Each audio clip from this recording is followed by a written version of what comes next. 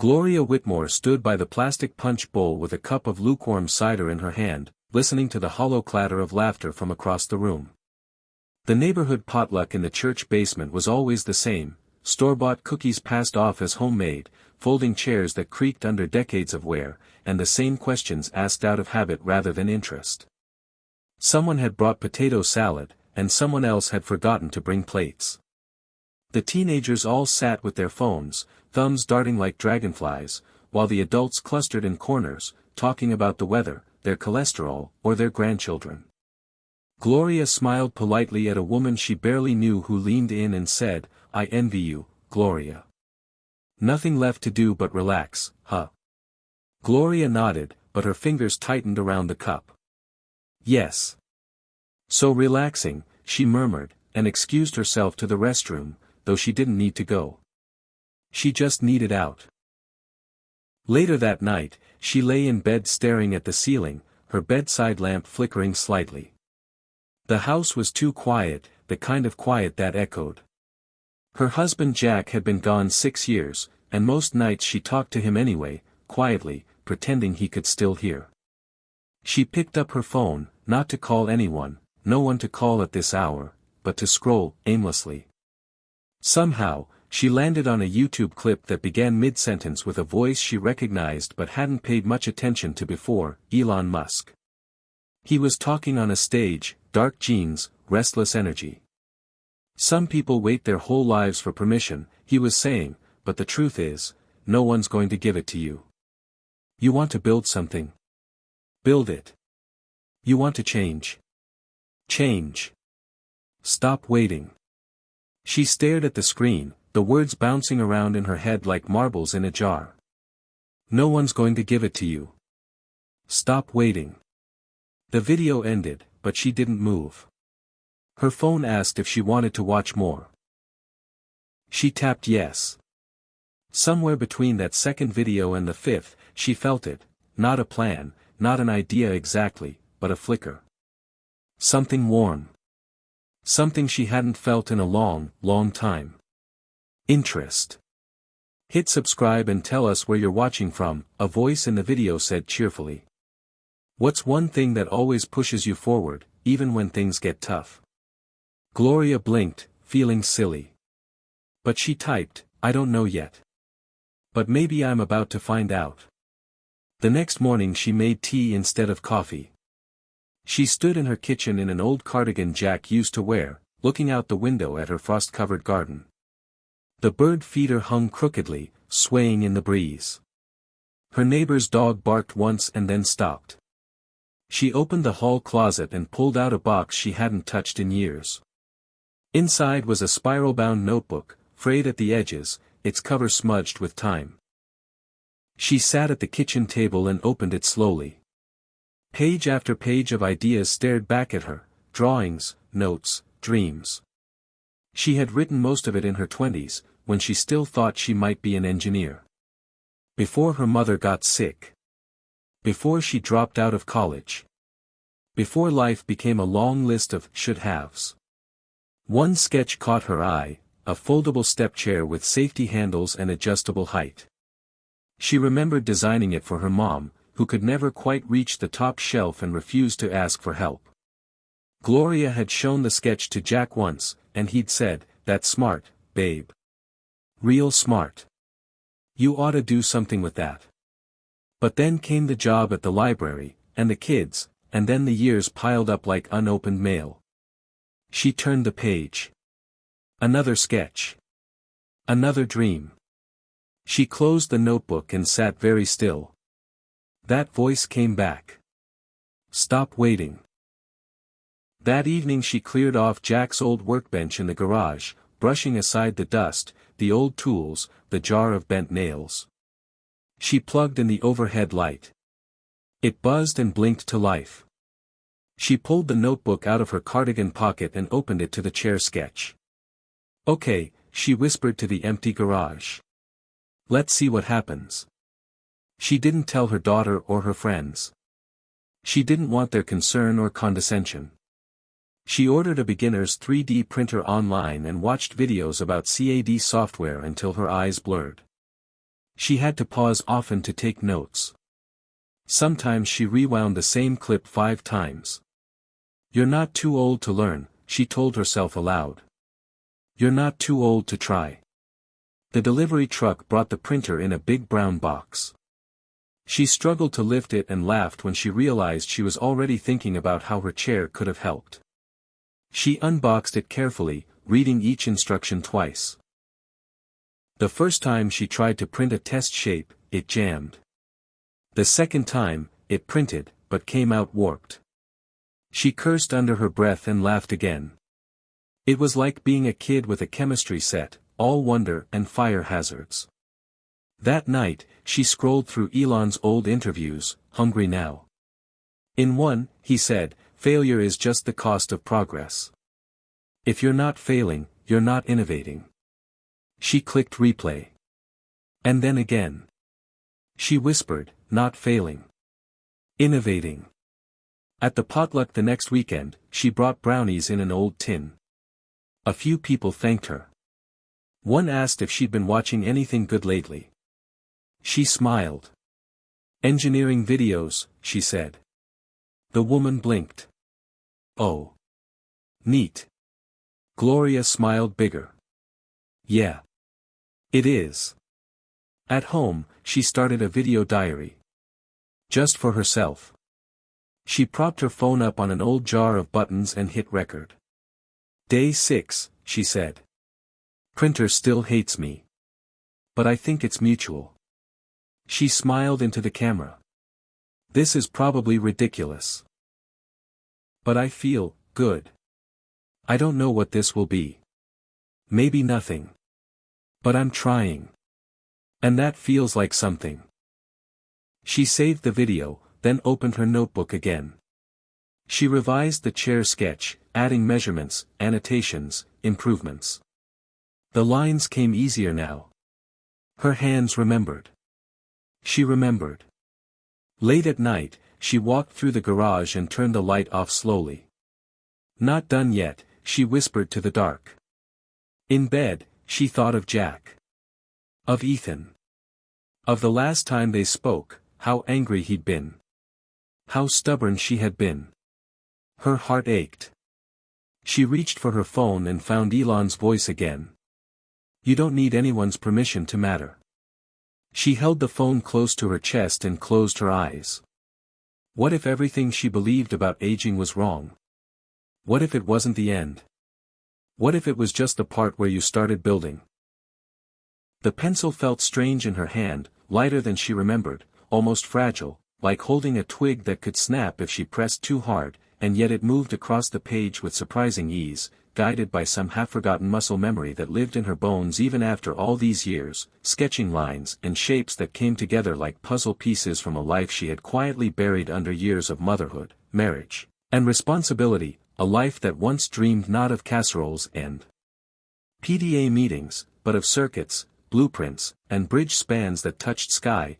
And as the outline of the foldable chair took shape again on the wrinkled page, it stirred something deeper, something aching, not just a memory but a feeling, the sense of being young and full of fight, back when the future felt like a mountain to climb rather than a hill to rest on, and in that moment, Gloria was transported, not in the way of flashbacks but in the emotional time travel of regret, where you don't see the past as a movie, you feel it like a second skin pressed against your present, breathing down your neck, whispering what could have been, should have been, and might have been.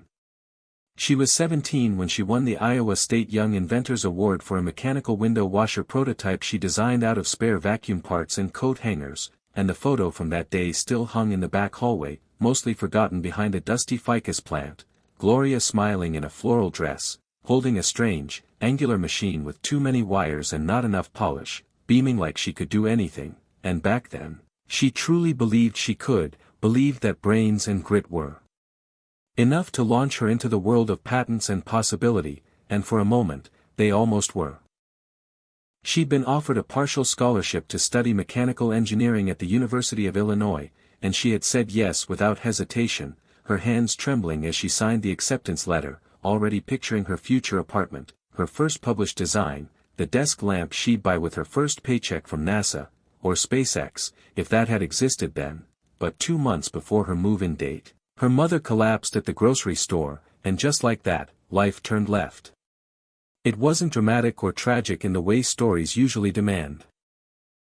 It was quieter, crueler, a slow erosion of options disguised as duty, because you don't leave when your mother needs help walking to the bathroom, and you don't chase dreams when the electric bill is overdue, so Gloria deferred the scholarship for a year, and then another, until it expired, and the acceptance letter became a folded keepsake buried in a drawer with her old science fair medals and the rejection slip from a magazine that once said her writing was brilliant but unmarketable, and somewhere between paying bills and pouring pills into a daily organizer, the future she'd imagined evaporated into what was practical, what was expected, what was manageable. She took a job at the local library thinking it would be temporary, a way to stay close to home while earning enough to help out, and in those early days, she still stayed up late designing things, doodling mechanisms in the margins of checkout slips, but by the time Jack walked through the library doors asking for a book on engine repair, she had stopped carrying her notebook, and by the time they were married 2 years later, the notebook had been stuffed into a cardboard box and slid under her bed, where dreams went to sleep. Jack was a good man, a mechanic with calloused hands and a warm laugh, the kind of man who never questioned her intelligence, who loved that she was curious, but who also never really believed she'd need to build anything more complicated than a swing set, and she didn't blame him. How could she?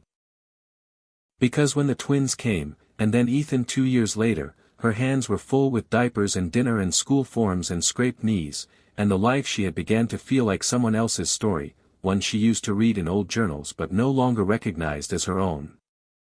Yet even in the blur of motherhood, every once in a while, the spark flared, like when the washing machine broke and she disassembled it with a butter knife and rebuilt the rotor motor from scratch, or when she fashioned a rainwater collector out of old gutters and Tupperware lids to water her garden during the drought, and neighbors would joke, "You should have been an engineer," and she'd laugh too loud, because they didn't know how close she'd come.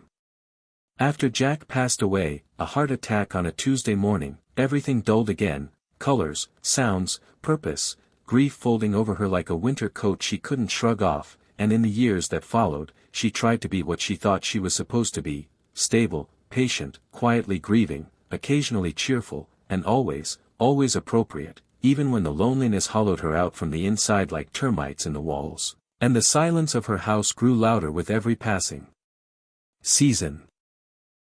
Ethan, her youngest, had always been closest to Jack, and after his father's death, he had begged Gloria to move in with him and his wife in Denver, but she had refused, not out of pride but because she needed to stay in the house that still smelled like Jack's aftershave and heard the echoes of her children's laughter, and they argued, bitterly, painfully, with words that couldn't be taken back, and after that, the calls stopped.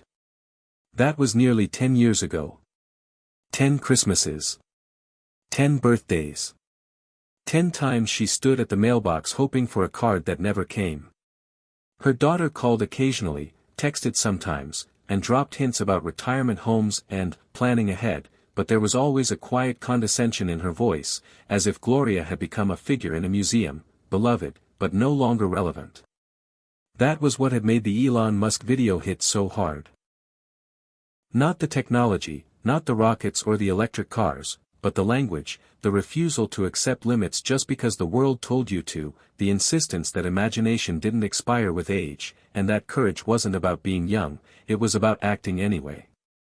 She had watched another video, this one a panel discussion where Elon had said, being different isn't a bad thing.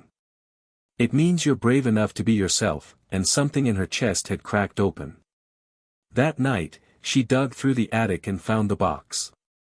Inside, under old blankets and dusty ornaments, was the spiral notebook, still intact, its pages yellowed but legible, a time capsule of possibility. There were notes for devices she barely remembered inventing, a hands-free dog leash for people with arthritis, a self-watering plant pot for forgetful gardeners, and of course, the foldable safety step chair, which she had originally called the Lift Mate in shaky penmanship. It was detailed, almost patent-ready, with diagrams and annotations and even early cost estimates written in margins. Looking at it now, she whispered, "It's not too late," then paused, startled by her own voice. Wasn't it, though? Could she really believe that? At 68. With fading eyesight and stiff knees and a world that had already moved on without her. She didn't know the answer, but for the first time in years, she didn't want to fall asleep. She wanted to make something. To try. To see what was still possible. She opened her laptop and searched for beginner CAD software, then downloaded a free trial. The interface was alien, full of tools she didn't understand, but her fingers hovered over the trackpad like they remembered what to do. She opened a new project and began to sketch the basic structure of her chair. Her hands trembled, not from age but from adrenaline. "I can still do this," she whispered. "I have to believe I can." The cursor blinked at her like a heartbeat. She clicked once. And began. The clatter of the clinic door closing behind her felt louder than it should have, a sharp final punctuation to a conversation she wasn't ready to finish. Gloria gripped the printout of her medical results with fingers that trembled more from frustration than age, her doctor's words echoing in her ears with clinical precision and unintended cruelty. "At your age, Gloria, it's best to take it easy," he had said with a smile that suggested comfort but delivered dismissal. "You've earned the right to slow down," as if the world now required her to apply the brakes on curiosity, ambition, and movement simply because her bones had been around longer than most. She hadn't come in to be talked out of her life, she had come in for a routine checkup after a minor fall in the garage, nothing serious, just a stumble, but now it felt like a warning label had been stamped across her forehead: fragile, handle with pity. Outside the clinic, she sat in her car longer than she needed to, watching a mother chase after a toddler who giggled and ran like gravity didn't apply to him. Gloria smiled at the freedom in that small, wild body, the reckless joy of movement, of not yet being told to slow down. She remembered a time when that was her, running, leaping, tinkering, daring to try, before the world started measuring her in terms of limitations instead of potential. She started the car, drove home in silence, and when she got back, she walked straight to the garage, opened the door, and stood in the middle of the concrete floor like a defiant statue daring the world to challenge her right to be there. The tools were still scattered across the bench from last night's failed attempt at printing a new hinge design. The prototype had snapped when she tested the weight capacity, and she'd cursed loud enough for the neighbor's dog to bark back. She could still hear Jack's voice in her memory, a warm chuckle and a joke about how nothing ever worked the first time, or the second, or sometimes even the 10th. She closed her eyes and let his voice sit with her for a moment. "You're not done just because someone says so," she whispered aloud, and then turned on the work light, the soft hum of electricity instantly calming her nerves. But the words from the doctor wouldn't fully disappear. They circled like flies: "At your age, take it easy, maybe think about assisted living," and then there was her daughter's voice a week ago, nudging gently as always: "Mom, you're not getting any younger. Maybe it's time to let someone else take care of things." What things? Her garage. Her thoughts. Her desire to finish something she had started before color TVs were in every home. She shook her head, muttering to herself as she adjusted the model on the screen. The CAD program had become her new language, clunky at first, but now familiar, like learning to ride a bike again. She had spent countless nights watching tutorial videos on YouTube, many of them hosted by people young enough to be her grandchildren, and yet none of them had ever looked at her and said she was too old. The internet didn't care how many wrinkles she had. The software didn't slow down because her fingers occasionally missed a keystroke. It waited patiently, like possibility itself. She repositioned the model and started working on a new locking mechanism, something stronger, safer.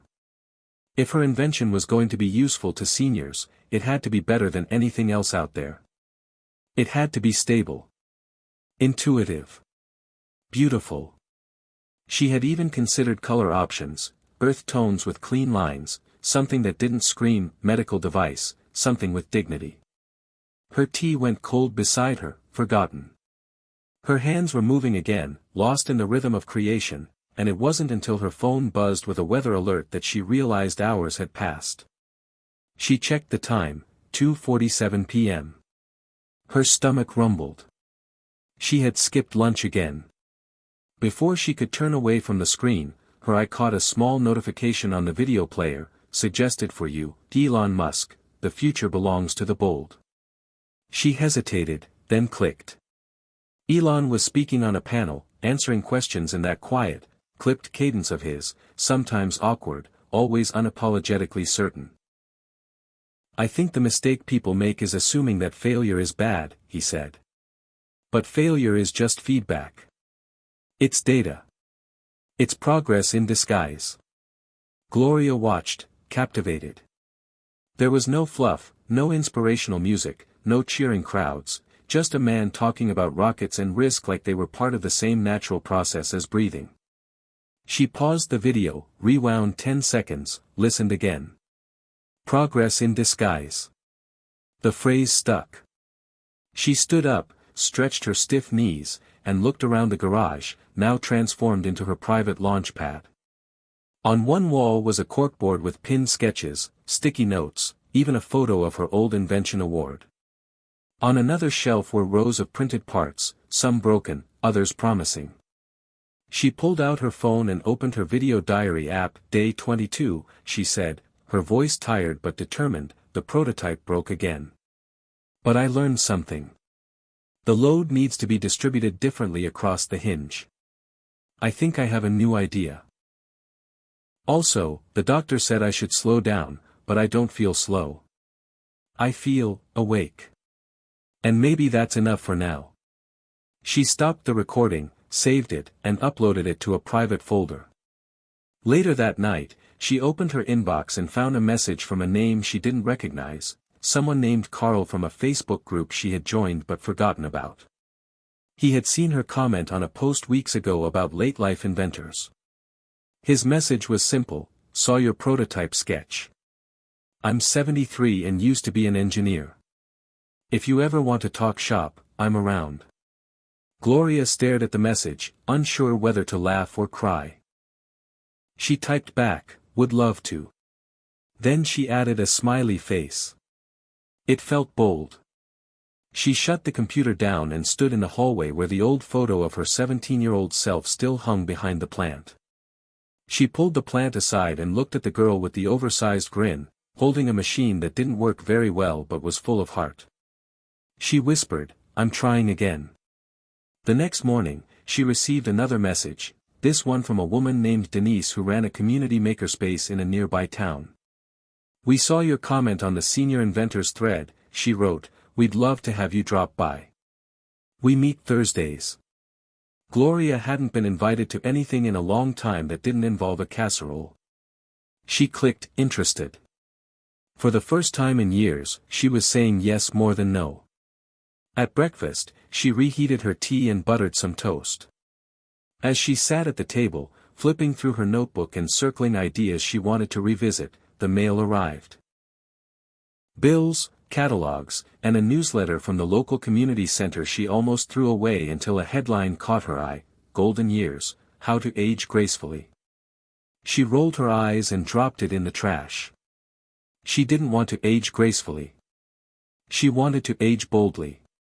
She wanted to fail, learn, build, and try again. She wanted her hands dirty and her mind racing. She wanted her heart to beat fast because something exciting might happen, not because she stood up too quickly.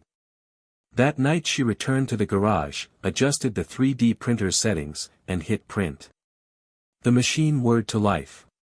Gloria stood there, watching the nozzle lay down layer after layer of something small but real. She didn't need permission. She didn't need anyone to believe in her. She believed in herself. And that was new. That was enough. The sound was different now. Less of a hum, more of a steady rhythm, like a heartbeat coming from the belly of the machine she once feared she'd never figure out, and as the 3D printer pushed out layer after layer of her redesigned hinge system, Gloria stood with her arms crossed, watching like a mother waiting for a child science project to take shape, nervous but proud, afraid it might fall apart and yet somehow believing, deep in her bones, that this time it wouldn't.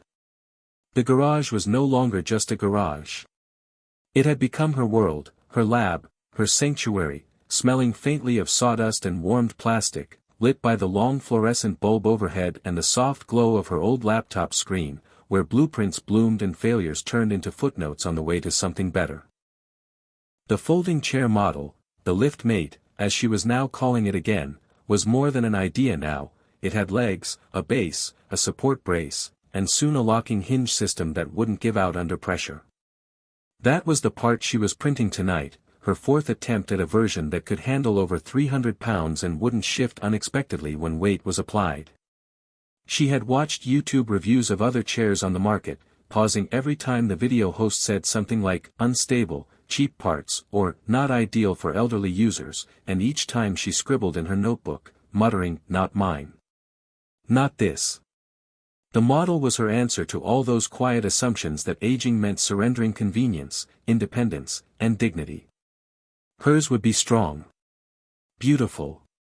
Trustworthy. Just like her. At least, the version of her that was beginning to resurface after all these years. The version that had been buried under casseroles and calendars and funerals and phone calls that never came. The version that still had fire in her gut and steel in her spine. Earlier that week, she had made the drive to the makerspace Denise had invited her to. She almost turned around halfway there, the weight of anxiety pressing down on her like fog, whispering all the reasons she shouldn't go. What if they laughed? What if they dismissed her? What if they saw nothing more than an old woman clinging to delusion? But she didn't turn around. She gripped the wheel harder and kept going, whispering Elon's words like a mantra. You want to build something? Build it. Stop waiting. The building was a repurposed warehouse on the edge of town, with mismatched chairs and dusty windows and a handmade sign that read Edison Room over the door.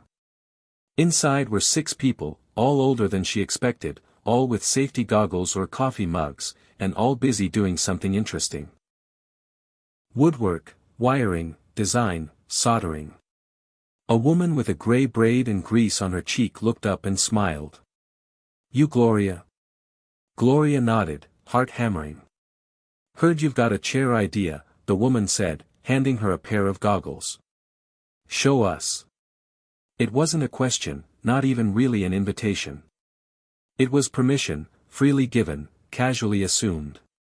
She pulled out her sketches and they gathered around. Carl, the retired engineer who had messaged her, squinted at the hinge diagram and nodded slowly. Smart. Real smart. You designed this yourself? Back in the 70s, she said. I'm just finishing it now. Denise raised an eyebrow. Well damn. About time. They talked shop for an hour. No one asked her age. No one told her to slow down. They talked torque, pressure, weight distribution, locking angles, and fasteners. When she got home, she cried. Not out of sadness, but because she had missed this kind of conversation so much she had forgotten it was a part of her, like a phantom limb that had come back to life. Now, standing in her garage again, she looked at the freshly printed hinge piece, still warm, and held it in her hand. It felt right. Solid. She fitted it to the prototype and tested the movement. Smooth. No wobble. No creak. Just click. Secure. She laughed out loud. Then she did something she hadn't done since she was a teenager. She climbed up and stood on the chair. Carefully, slowly, but she did it. And it held. Jack, she whispered, it held. She stepped down, wiped her eyes, and turned on her phone. Day 29, she said into the camera, I stood on it. And it held. It's not perfect yet, but it's real. It's working. I'm working. She uploaded the video. Then, on impulse, she posted a short clip to the Senior Inventors group, just a few seconds of her stepping up and down, captioned, version 4.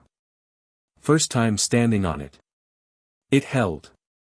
Within hours, she had dozens of likes. Comments rolled in, amazing work. You're an inspiration. Do you sell plans? My mom could use one of these. One comment stood out, have you thought about crowdfunding this? She stared at it, heartbeat accelerating. No, she hadn't thought that far. Until now, this had been personal. A secret promise to herself. But what if this could help other people? What if it didn't just prove something to her, but meant something to someone else? She opened a crowdfunding site and began drafting a campaign page. She called it, The Lift Mate, a safe, elegant folding chair designed by someone who gets it. She wrote her story, not all of it, but enough. How she had put her dreams on hold. How she'd come back to them after 6 decades. How she believed older adults deserved tools made with thought, care, and dignity. She hesitated on the next line. Then she wrote it anyway, I'm 68, and I'm not done building yet. She uploaded pictures of the prototype, a short video of her using it, and a few of her original sketches for flair. Before she hit publish, she sat back and whispered, is this crazy? Then she answered herself, yes. And that's exactly why it's worth doing. She launched the campaign. By the next morning, she had over $300 in pledges. Not much, but real. Real enough to make her breath catch in her throat. Carl called her that afternoon. You going viral, Gloria, he laughed. Not quite, she said, but I'm getting there. He offered to help her build a sturdier prototype. Denise offered access to better tools. The others chimed in with advice and support. And then came the email that made her sit down slowly, heart pounding. It was from a podcast producer named Ryan, who had found her campaign and wanted to interview her. We feature stories of late bloomers, reinvention, and second chances, the email said. Your story hit us hard. Would you be willing to talk? Gloria stared at the screen. Her mouth went dry. 1,000 doubts crowded in, voices from the past, you're too old. This is silly. No one cares. But another voice rose up, louder this time. Elon's voice. Being different means you're brave enough to be yourself. She clicked reply. Yes. I'd be honored. That night she lay in bed, staring at the ceiling, just like that first night when the spark had started. Only now it was more than a spark. It was fire. Real fire. Warming her from the inside, demanding she keep going. Outside, the wind rattled the shutters, but she didn't notice. Her mind was spinning with designs, ideas, improvements. Her story wasn't over. It had only just begun.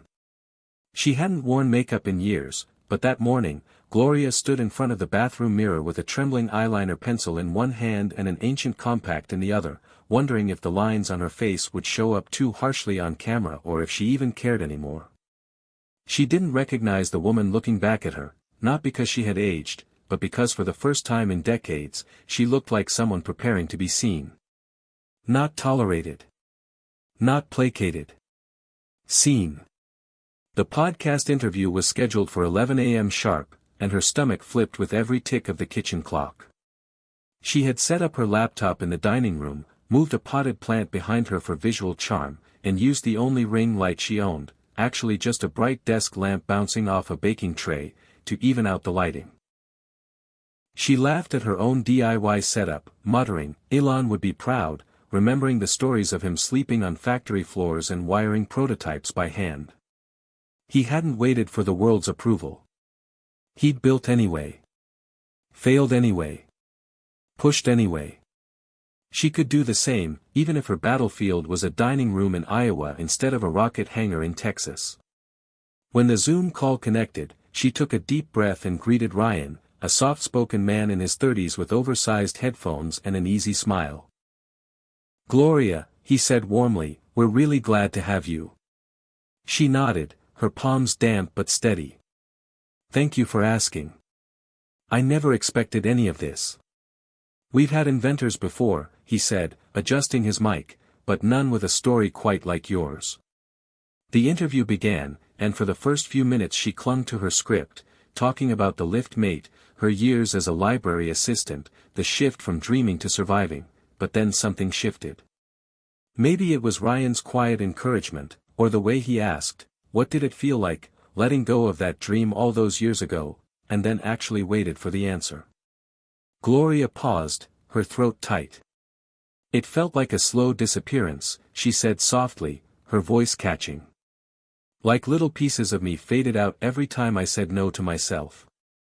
First it was just 1 year deferred. Then 5. Then 30.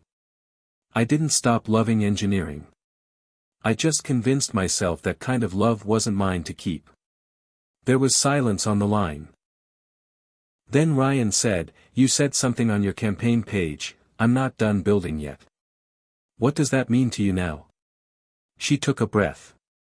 "It means I still matter. It means there's no expiration date on curiosity. Or usefulness. Or invention. It means I don't have to fade away just because society expects me to." When the interview ended, Ryan thanked her again and promised the episode would air next week. Gloria closed the laptop and sat in the stillness of her dining room, staring at nothing in particular, her heart racing not with fear but with something else entirely, possibility. The next morning, her crowdfunding campaign had climbed to $2,100. Not just friends or fellow seniors now, real strangers. People with usernames she didn't recognize. Some had left messages, "This would help my dad. Reminds me of my grandma. Supporting this because we need more products made by people who actually understand." She blinked at the screen, overwhelmed. Then she opened her inbox and found an email from a small manufacturing startup in Michigan. "We came across your lift make concept," the email began. "We specialize in assisting early-stage inventors with prototyping and scalable design support. If you're open to a conversation, we'd love to talk." She reread it 5 times. Then she called Carl. "They want to help me build it," she whispered. "Professionally. With real tools." Carl chuckled. "Of course they do. You made something worth building." She couldn't stop smiling. That afternoon, Denise brought over coffee and a manila envelope. "Got a friend who used to work in product licensing," she said. "She took a look at your sketches and said they're impressive. Told me to tell you this, don't sign anything without talking to a patent lawyer first." Gloria opened the envelope and found a printed copy of her original notes and blueprints, cleaned up, annotated, and ready for submission. "You did all this?" Gloria asked. "We did," Denise said. "Welcome to the club." For the rest of the day, Gloria barely sat down. She updated her campaign page, researched patent processes, printed out new hinge prototypes with a slightly thicker frame, and made a list of features people had requested from the comments: adjustable height, textured grip, easier fold. That night, as she rinsed out her teacup and turned off the garage lights, she paused in the hallway outside the guest room where a stack of unopened holiday cards from years past still sat in a drawer. One was from Ethan, postmarked 4 years ago. Short. Stiff. "Hope you're doing well, Mom. Maybe we can talk sometime." She hadn't responded then. Didn't know what to say. She had been too buried in guilt and silence, too afraid he'd reject her again. But now she felt different. She walked back to the kitchen, sat down, and wrote a message. "Ethan, hi. I know it's been a while. I've been working on something. Not just a project, but myself. I think you'd be proud. Or maybe surprised. Either way, I'd love to talk again. No expectations. Just, starting over, if that's possible. Love, Mom." She hovered over the send button. Then, with a breath, she clicked. The next morning, she didn't check her inbox right away. Instead, she went for a walk. The air was crisp, the leaves starting to shift to gold, and her legs felt stronger than they had a month ago. She walked farther than usual, all the way to the park near the elementary school, where she used to take the twins for picnics and kite flying. Sitting on a bench under a tree, she pulled out her notebook and began sketching a side tray attachment, something for a water bottle, maybe a book, maybe even a small tablet. The lift mate wasn't just a chair anymore. It was becoming a platform. A symbol. A tool. When she got home, her inbox had 5 new messages. One was from Ethan. The subject line read, "I'm proud of you." Her hands shook as she opened it. "Mom," it began, "I saw the podcast. One of my coworkers listens to it and recognized your name. She sent it to me. I couldn't believe it at first. But then I watched you. And I don't know what to say. I've been angry for a long time. I think you know that. But I never stopped loving you. I'm sorry for the time we lost. If you're open to it, I'd love to visit. Meet this chair of yours. Talk. Maybe fix some things." Gloria stared at the screen, her eyes brimming. She replied immediately. "I'd love that. I'm here." She hit send, then placed both hands flat on the kitchen table and whispered to the quiet house, "This is what building looks like." That evening, she returned to the garage and took the prototype apart piece by piece, carefully cataloging each component. She was going to rebuild it better. Stronger. Not because it had failed, but because it could be more. She could be more. She had been quiet for too long. Now she had a voice. A project. A reason. For the first time in decades, people were listening. And she had something to say. Gloria sat alone in the dim light of her kitchen, the hum of the refrigerator and the ticking clock the only sounds breaking the silence.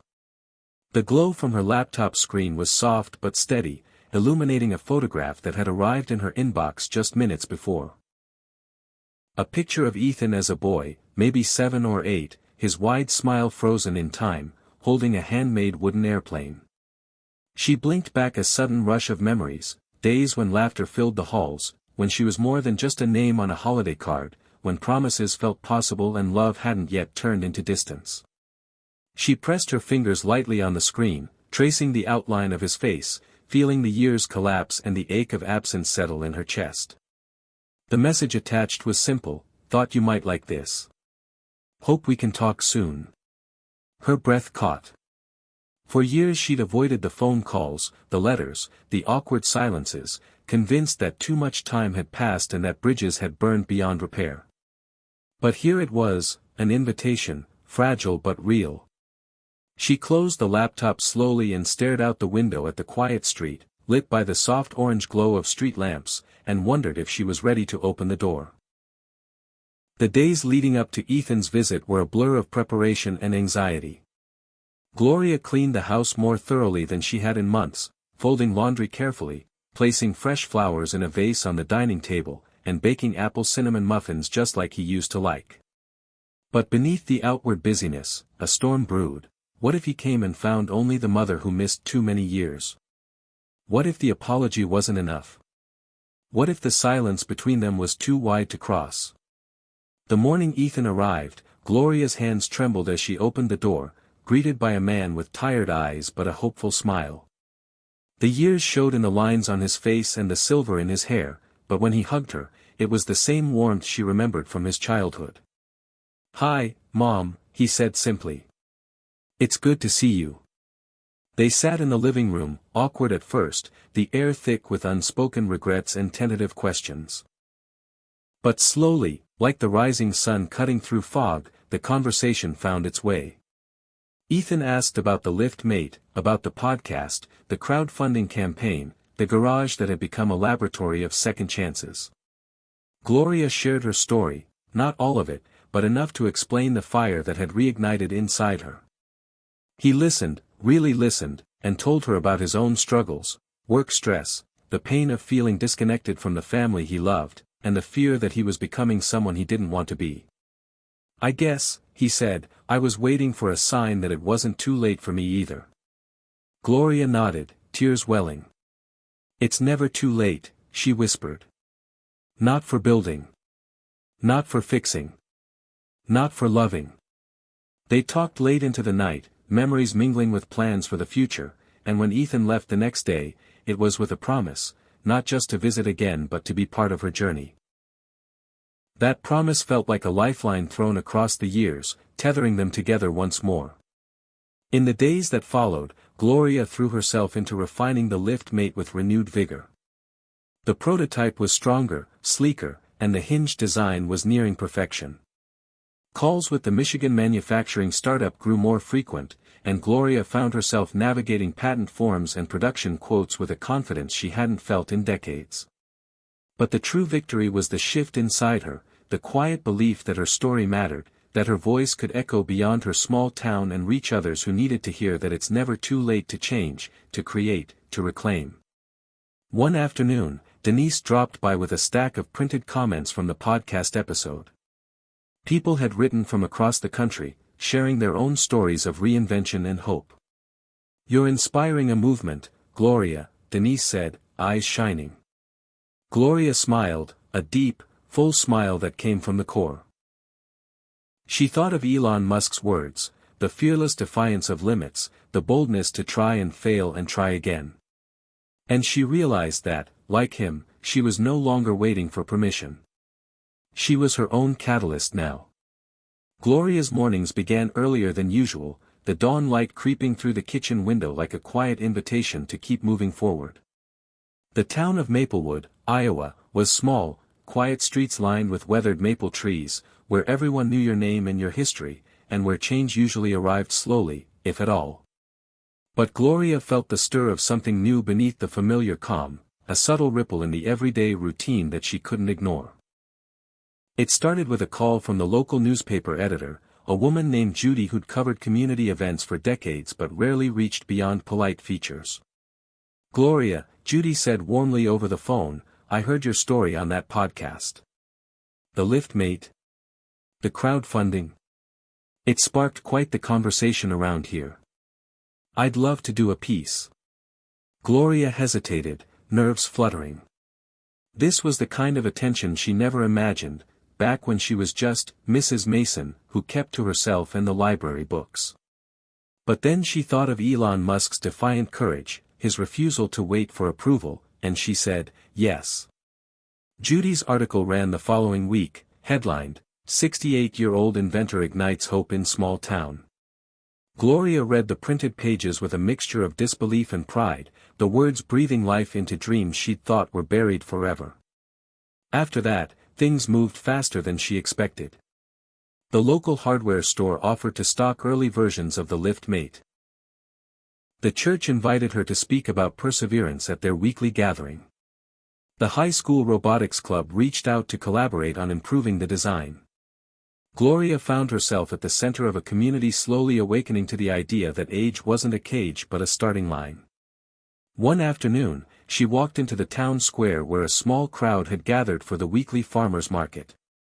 Among the familiar faces, she noticed a few people clutching flyers for her crowdfunding campaign, others wearing pins that read, "Lift Mate Supporter." A young woman approached her hesitantly. "Hi, Mrs. Mason. I'm Sarah. I heard your interview and wanted to say thank you. My grandma uses a walker, and she's always frustrated by how hard it is to get around. Your chair might actually help."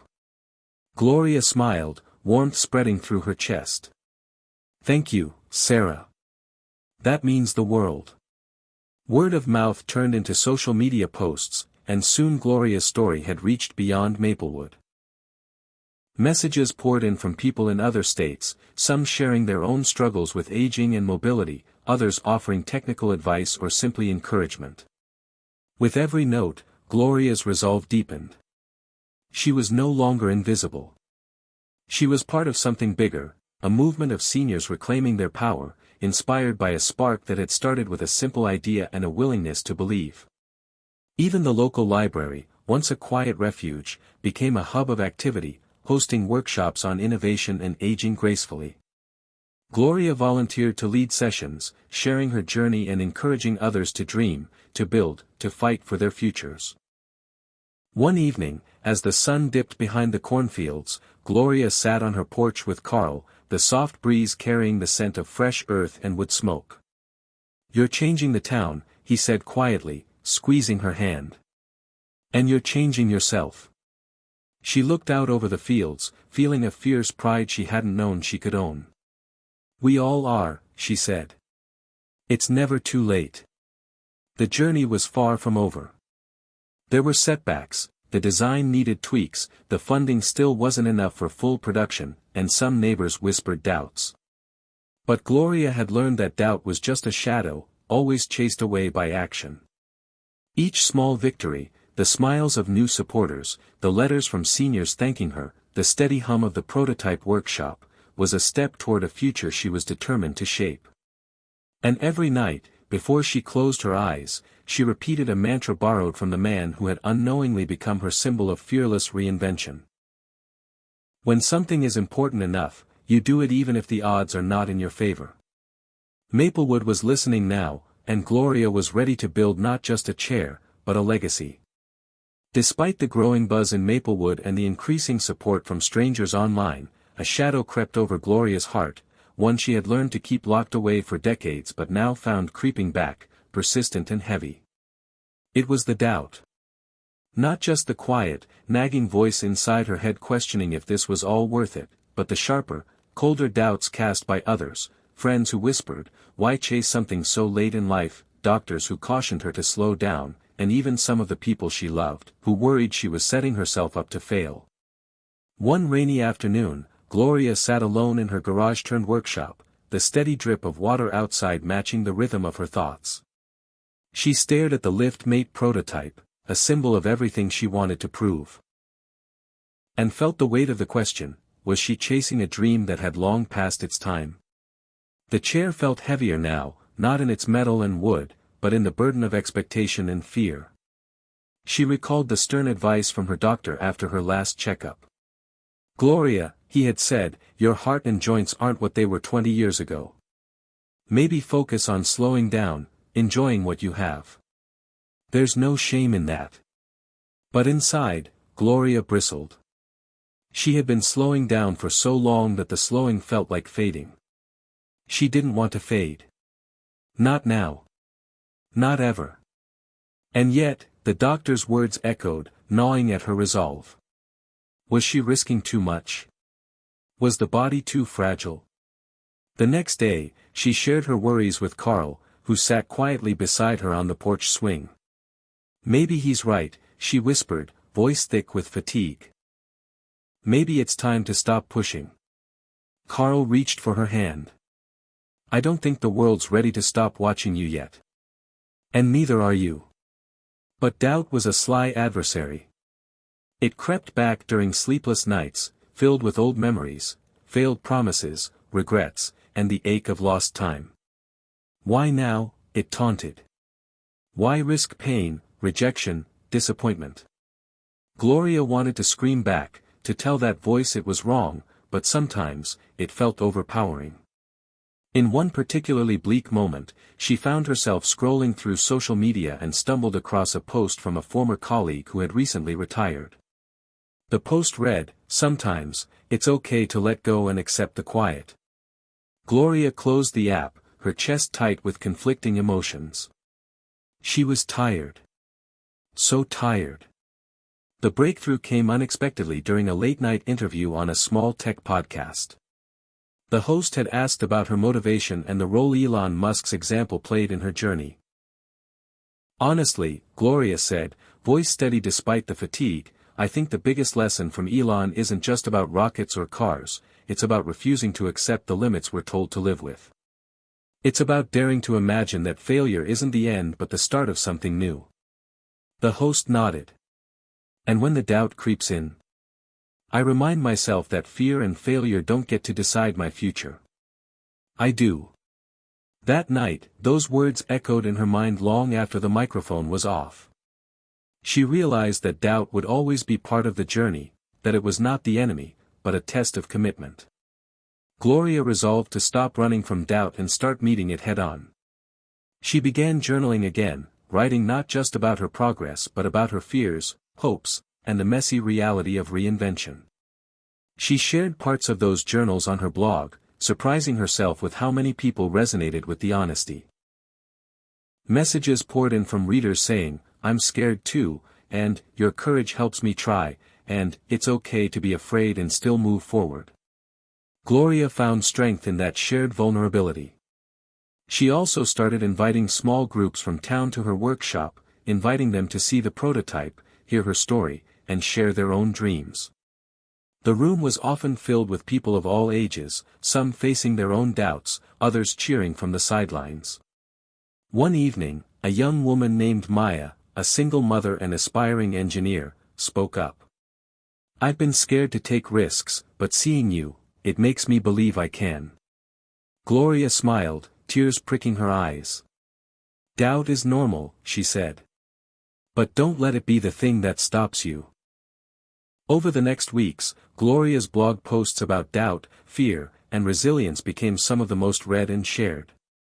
Her story was no longer just about an invention, it was about confronting the parts of ourselves that want to keep us small, and choosing instead to rise. Then came a setback. The prototype's hinge mechanism, the one she had spent months perfecting, suddenly failed during a trial test with a local senior center. The chair collapsed under weight, causing a minor scare but no injury. The news spread quickly, and with it came a flood of criticism and second-guessing from some corners. Maybe this isn't safe. Should she be doing this at her age? Gloria felt crushed but refused to let the failure define her. Instead, she shared the incident openly on her blog, detailing what went wrong and her plans to fix it. Her transparency earned respect and reminded everyone that failure wasn't final. In fact, it was the only way forward. Through it all, Gloria clung to a quote from Elon she'd bookmarked months ago: "Persistence is very important. You should not give up unless you are forced to give up." The chair wasn't just a tool anymore, it was a testament to that persistence. And so was she. Gloria's journey through doubt was far from over, but with every day, she learned that courage wasn't the absence of fear, it was choosing to move forward despite it. And that was a lesson she hoped would inspire every person who had ever felt too old, too tired, or too afraid to try. Because if Gloria could face her doubts and keep building, maybe so could they. Hit subscribe and leave a comment with where you're watching from. This story might just spark a new beginning. What's one thing that always pushes you forward, even when things get tough? Gloria woke early, sunlight spilling through the kitchen window and painting gold across the worn wooden table where her laptop sat, still open from the night before. Today was different.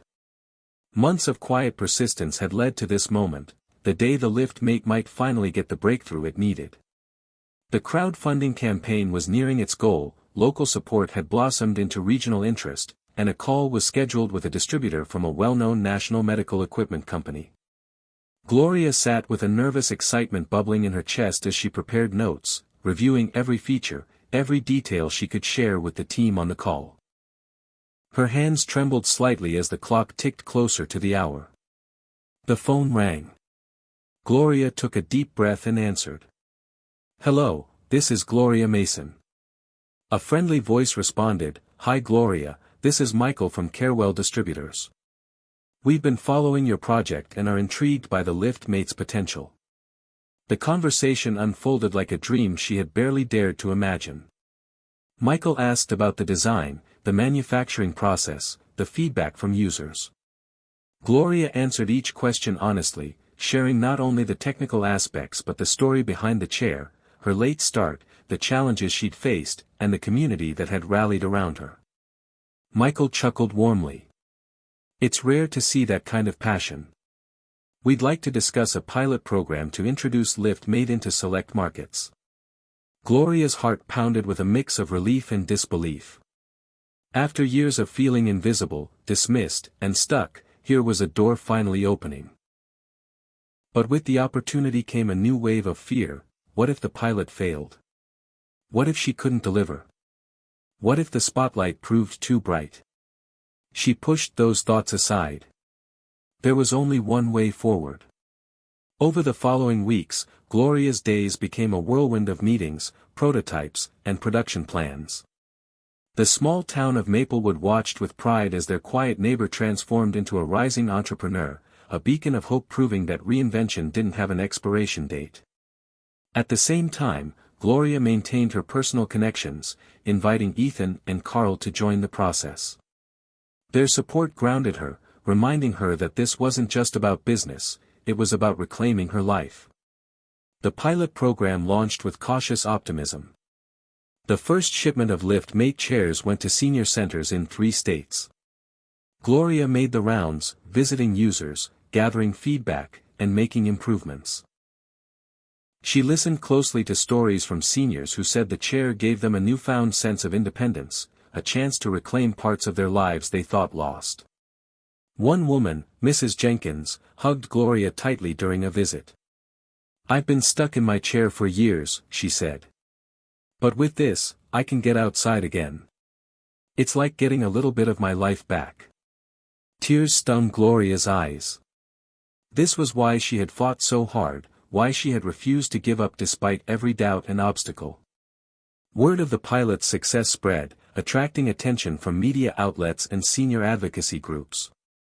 Gloria found herself invited to speak at conferences, sharing her story alongside innovators decades younger.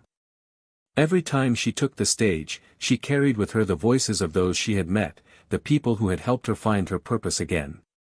And yet, beneath the public applause and growing acclaim, Gloria remained humble. She never forgot the nights in her garage workshop, the moments of doubt, or the words of Elon Musk that had first sparked her belief. When something is important enough, you do it even if the odds are not in your favor. She clung to that truth, knowing it was the thread that connected her to a new future. One evening, after a long day of meetings, Gloria sat with Ethan and Carl in her living room. They talked not just about the business but about the journey, the pain, the joy, and the courage it had taken to get this far. Ethan, once distant and unsure, now looked at his mother with admiration. "I'm proud of you, Mom," he said softly. "You showed me it's never too late to fight for what matters." Gloria smiled, warmth filling her heart. "We're not done yet," she replied. "This is just the beginning." As the pilot program expanded and orders increased, Gloria's confidence soared. She dreamed bigger. Of partnerships, innovations, and perhaps even inspiring others to start their own journeys of reinvention. But no matter how far the lift-mate traveled or how many lives it touched, Gloria remained rooted in the belief that the true breakthrough was the one she had made within herself.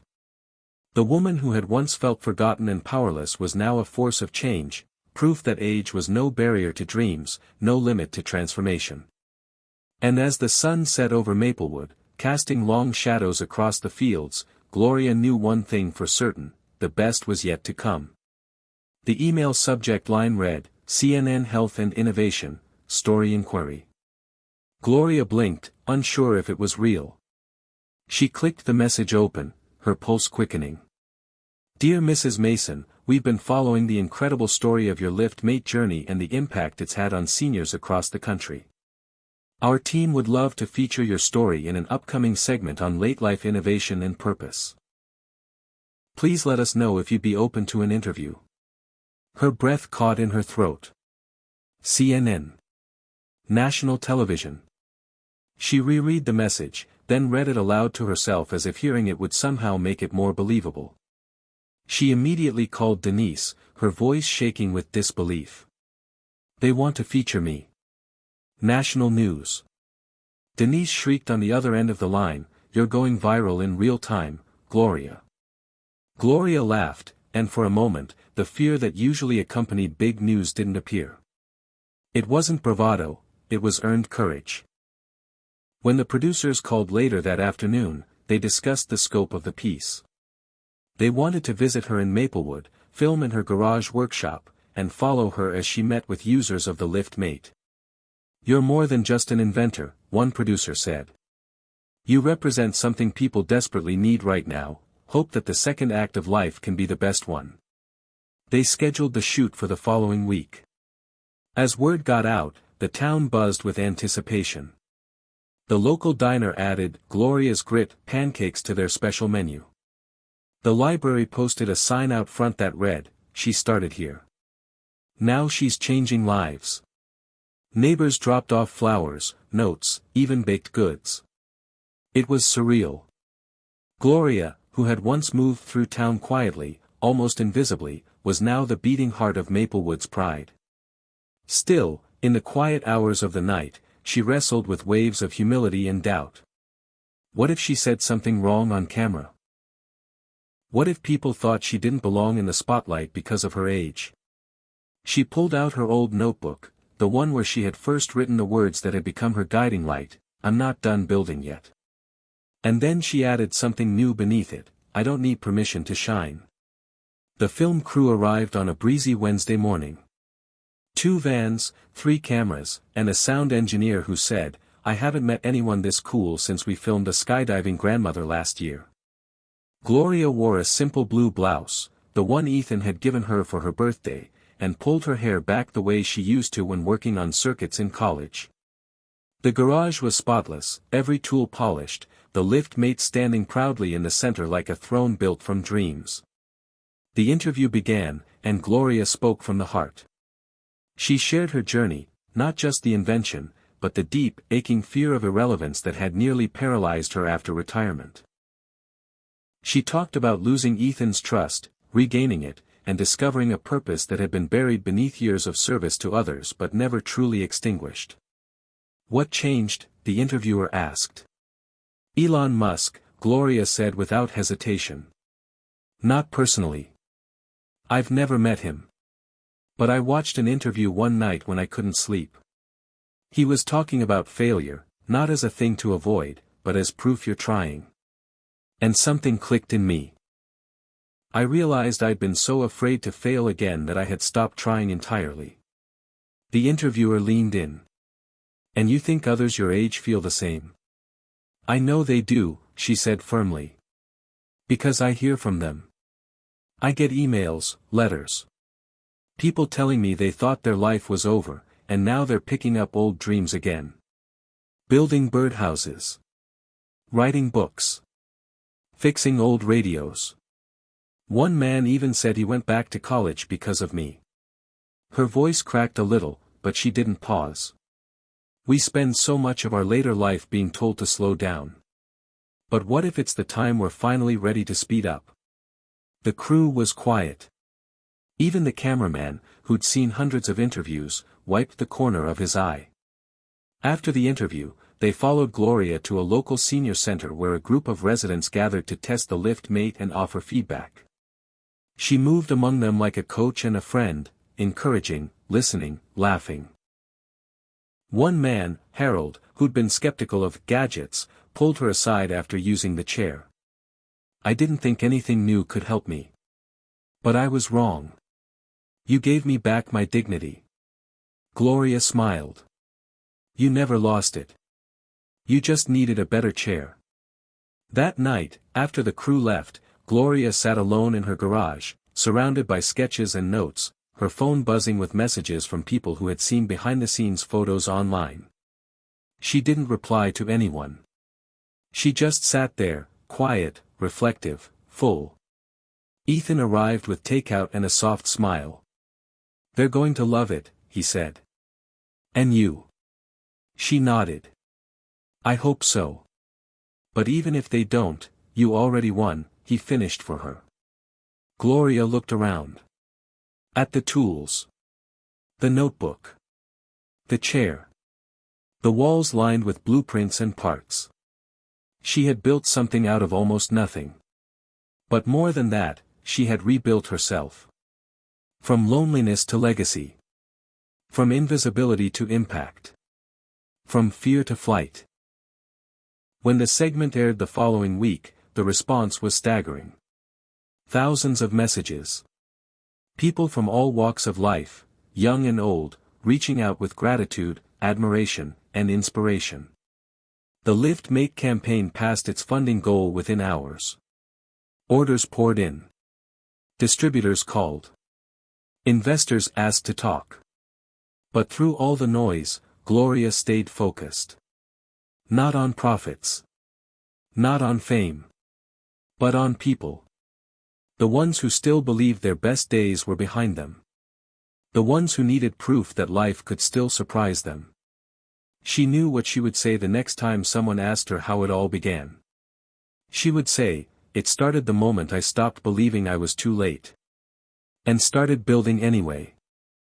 And as Maplewood celebrated their local hero, as her story circled the globe, as seniors everywhere stood a little taller thanks to a chair designed by a 68-year-old woman in a small garage, Gloria stood in quiet wonder and whispered to the stars above, "Elon was right. It's never too late."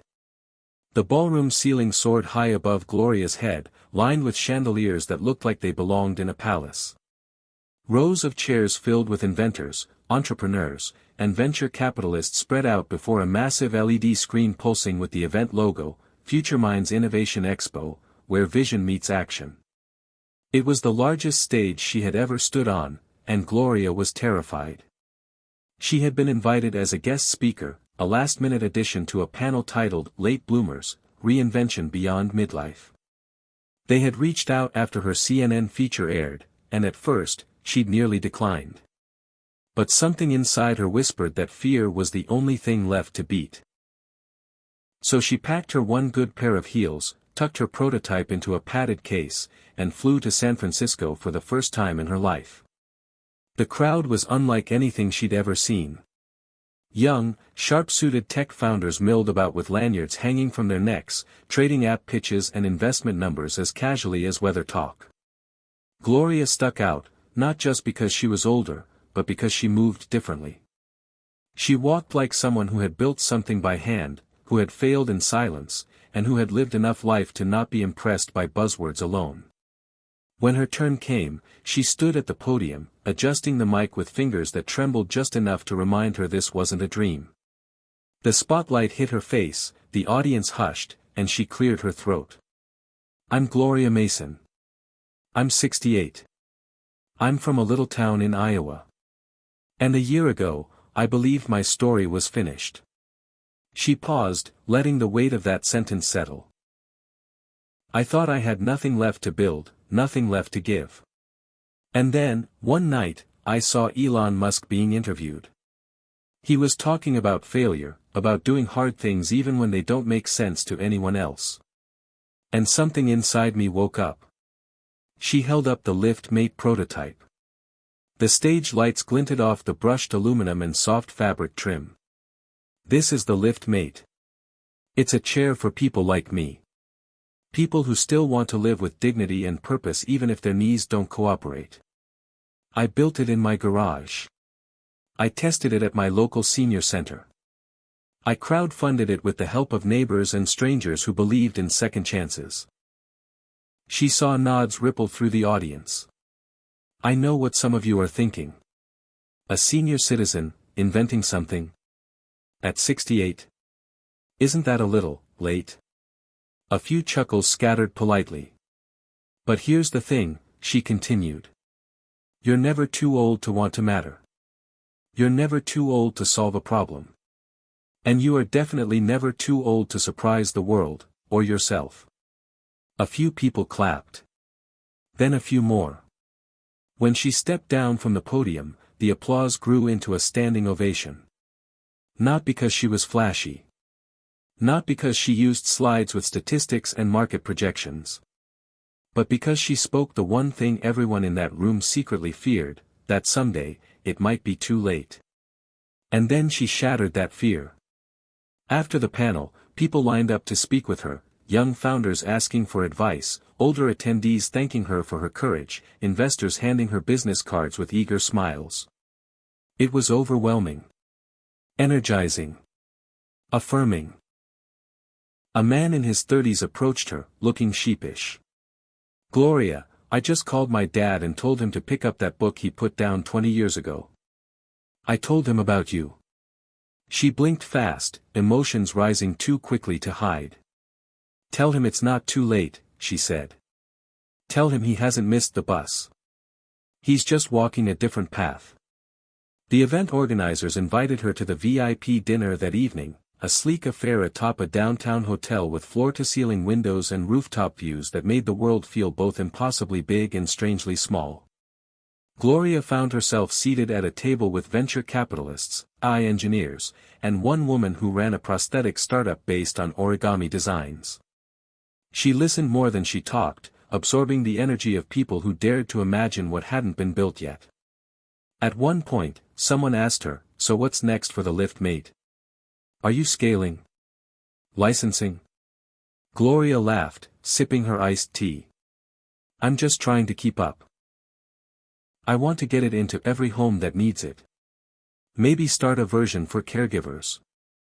Maybe even teach others to build their own." Another person chimed in, "You ever think about writing a book?" She shrugged. "People say that, but I don't know where I'd even start." "Start here," he said. "You already lived the chapters." As the night wore on and city lights twinkled below, Gloria allowed herself to dream a little bigger. Not just about the lift mate, but about everything else she still wanted to do. The quiet moments returned later, back in her hotel room, when she kicked off her shoes and sat by the window with her notebook in her lap. She opened to a fresh page and wrote at the top, "Room full of giants." And beneath it, "I didn't shrink. I stood taller." She thought about the people who had told her to slow down, the systems that made seniors feel like relics, the inner critic that still sometimes whispered she didn't belong.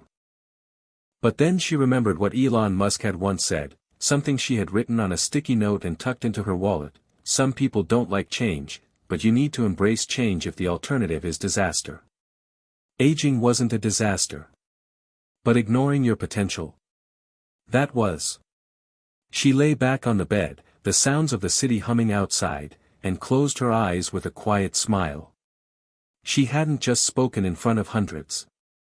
She had claimed her space in a world that rarely made room for people her age. And now, the world was listening. The letter arrived in a plain white envelope, no return address, just her name typed neatly in the center, Gloria Mason. She found it waiting in her mailbox, tucked between a catalog and an electric bill, and at first, she assumed it was another press inquiry or perhaps a thank you note from someone who had seen her CNN segment.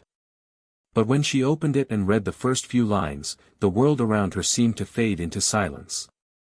"Dear Gloria, you probably didn't expect to hear from me.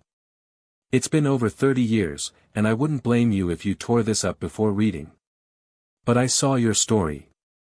I saw you on TV, and I felt something I haven't felt in a long time: hope. I wasn't sure if I had the right to reach out after all this time. But here I am. Hoping, maybe, there's still a bridge between us. Love. Janet." Gloria sat down slowly at the kitchen table, the letter trembling in her hand. Janet. Her sister. Her only sibling. The one she hadn't spoken to since 1991, when a bitter argument over their mother's will had splintered their relationship and turned decades of closeness into silence. She stared at the handwriting. It was neat and deliberate, but she could still see the old loops and flourishes in the signature, traces of the girl who used to braid her hair and pass her notes in church. It had been so long. Too long. She thought of all the times she had nearly picked up the phone, how she'd typed out emails and never hit send. How holidays had come and gone with an empty ache and too many unspoken words. Gloria folded the letter carefully and set it aside. She walked to the sink, splashed cold water on her face, and stood staring out the window at the backyard, where golden leaves danced across the grass. She didn't cry. Not yet. The tears came later, that night, when she lay in bed and remembered the sound of Janet's laughter and the scent of their grandmother's perfume on Sunday afternoons. The next morning, she sat down with a blank sheet of paper and began to write. Janet. I don't know what to say, except thank you for writing. I've missed you. I don't even remember what we were fighting about, only how angry I was. And how sad. I wish we had found our way back sooner. But maybe now is better than never. I'd like to talk. She mailed the letter the same day. A week later, her phone rang. A number she didn't recognize. She answered, her voice barely above a whisper. Hello. Gloria, came the voice, familiar and fragile, like a song she hadn't heard in decades. "It's me." Neither of them spoke for a long moment. Then came laughter, soft, stunned, disbelieving. And then came the tears. They talked for hours. About their childhood, about how lost they had felt without each other, about the people they had become in the silence between them. Janet confessed how often she had followed Gloria's journey from afar, quietly cheering her on, too proud and too ashamed to reach out. Gloria confessed how many nights she had wished for this very call. They didn't try to rewrite history. They didn't pretend 30 years hadn't passed.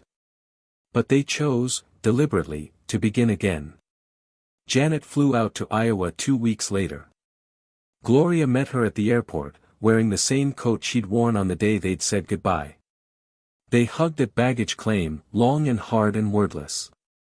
Neither of them let go first. Back at Gloria's home, they sat on the porch, wrapped in blankets, sipping tea as the sun dipped below the horizon.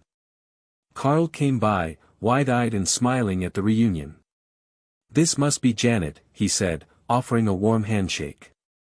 "Carl's been my rock," Gloria said. "He knew you were coming before I did." They all laughed, and for the first time in a long time, Gloria felt the circle of her life beginning to close gently, not in finality, but in healing. In the days that followed, Janet joined Gloria in the workshop, marveling at the LiftMate prototype and reading through pages of feedback from users across the country. "You really did this," she whispered, her voice full of awe. "You really built something." Gloria smiled, brushing her hands off on a rag. "I thought I was too old to start. Turns out I just needed to stop waiting for permission." Together, they began dreaming of what could come next. Janet, an artist in her younger years, began sketching new designs, sleek armrests, optional color palettes, ideas for lightweight materials that still looked beautiful. It wasn't long before the two sisters were working side by side, like they had as kids building forts in the woods behind their childhood home.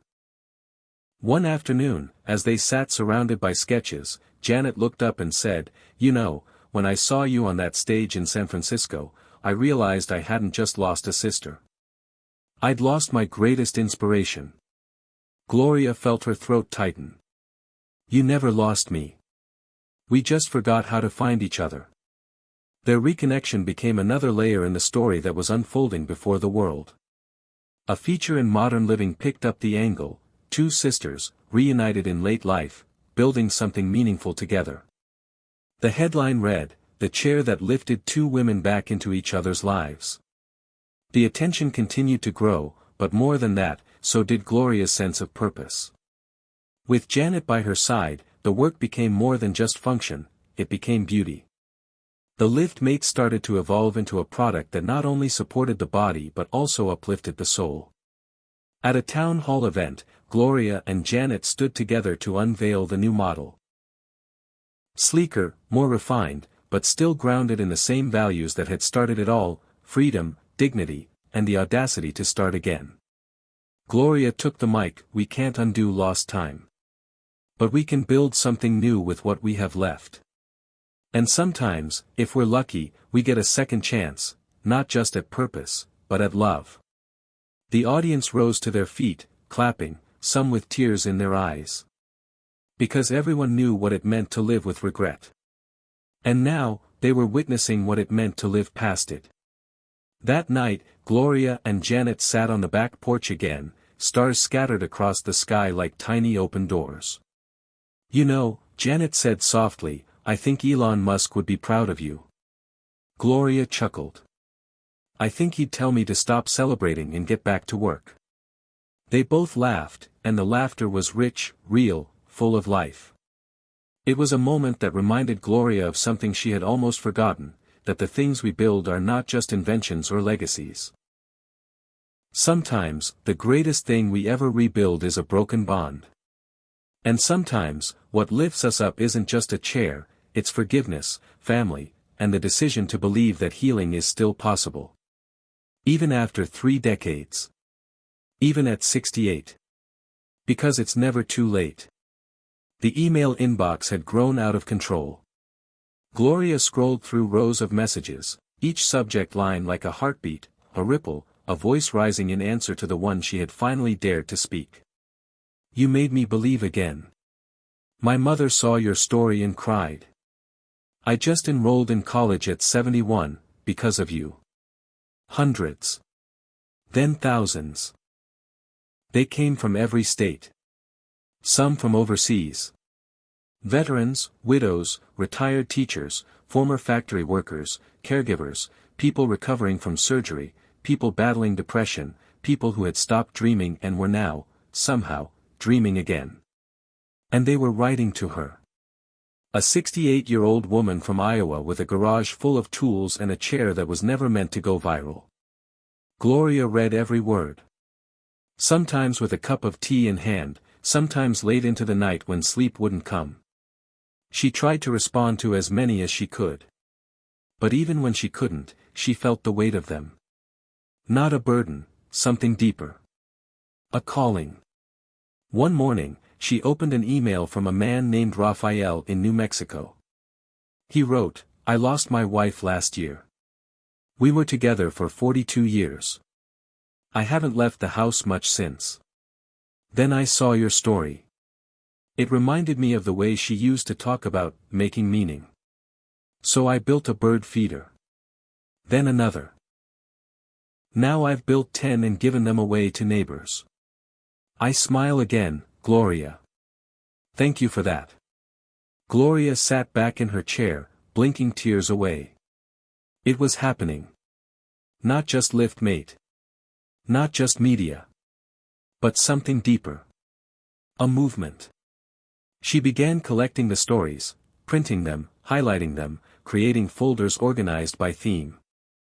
She gave them names like Hope Reclaimed, Family Reconnected, First Steps Again, Dreams Resurrected. She didn't know what she was building, but she knew it mattered. One day, over coffee with Carl and Janet at the local diner, she pulled out a stack of the messages. I want to do something with these, she said. I don't mean just post them online. I want people to see what's happening.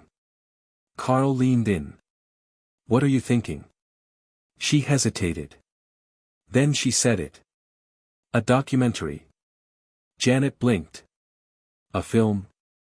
Not about me, Gloria said. About all of them.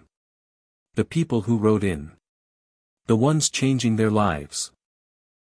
The ones showing the world that we're not done just because we're old. I don't care if it's raw. I just want it to be real.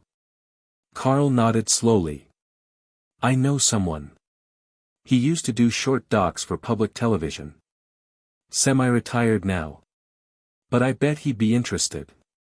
Within a week, Gloria was sitting across from a soft-spoken man named Theo with salt and pepper hair and a camera case worn at the seams.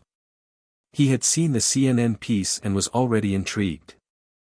You want to capture what's happening around the Liftmate? He asked. No, Gloria replied. I want to capture what the Liftmate unlocked. Theo agreed. They started small. A trip to Ohio to visit a woman named Brenda who had been bedridden for nearly a year before regaining enough mobility to host her great-granddaughter's birthday party, thanks in part to Liftmate, and, more importantly, to the shift in mindset Gloria had helped spark. Then to Montana, where a former logger named Bill had written in to say he had reopened his woodworking shop, teaching teens in his town how to build and repair furniture. I thought I was just taking up space, Bill told the camera. But turns out, I've still got something to give. The stories flowed like rivers converging. Theo filmed in homes, in parks, in community centers. Each person told a version of the same tale, that they had believed the world was done with them. And then they saw someone their age, Gloria, refusing to give in to that lie. The documentary began to take shape under the working title Still Building. Gloria narrated the opening. They say we peak in our 40s. That the rest is just decline. But I think they're wrong. I think we spend decades learning, loving, failing, enduring, so we can rise again, this time with wisdom. And maybe even with fire. The filming took months. During that time, Lyft Mate expanded to 20 states. The orders kept coming. So did the messages. One came from a teacher in Maine who started a program for retired people to mentor middle schoolers in STEM. Another from a woman in Utah who had always wanted to paint and had now turned her basement into a studio. "Your story was the permission slip I didn't know I needed," she wrote. Gloria kept adding to the folders. Kept listening. Kept answering, even when her fingers ached and the nights ran long. She wasn't trying to be famous. She was trying to be useful. She often thought of Elon Musk's voice from that old podcast episode, the one that started everything. If something is important enough, even if the odds are against you, you should still do it. Gloria lived those words now, daily. The odds had been against her. Against them all. But they were doing it anyway. One afternoon, Theo filmed her in her garage, flipping through one of the folders. "Do you ever wonder," he asked gently, "why this happened now? Why not 10 years ago?" She smiled. "Because 10 years ago, I wouldn't have been ready. I still believed the lie then, that I was too old, too late, too stuck. Life had to break me down before I could rebuild." She paused. "Sometimes you have to be invisible before you understand what it means to be seen." Theo turned the camera off. "That's the line," he said. "That's your moment." The first trailer for the documentary dropped on a quiet Sunday evening. Gloria hadn't even known it was coming that day. Theo had sent her a link. When she clicked play, the screen faded to black, and her voice came in soft and clear. "They say aging is fading. But what if aging is rising?" In the next frame, dozens of faces filled the screen, smiling, laughing, crying, each one older, each one luminous. Then a title card, "Still Building, Stories of Life After Later." Within hours, the trailer went viral. People began using the hashtag #StillBuilding to share their own reinventions. Social media flooded with silver-haired creators showing what they were making: art, food, code, music. The movement had found its name. Gloria watched it unfold not with pride, but with a kind of quiet awe. She wasn't trying to start a revolution. She was just trying to live a little better. But sometimes, that's how revolutions begin. That night, she sat by her window, the cool air drifting in, the stars blinking above. She thought of the early days in her garage. The loneliness. The doubt. The aching bones. And then she thought of the thousands now building again, because she had dared to build first. She didn't feel tired. She didn't feel old.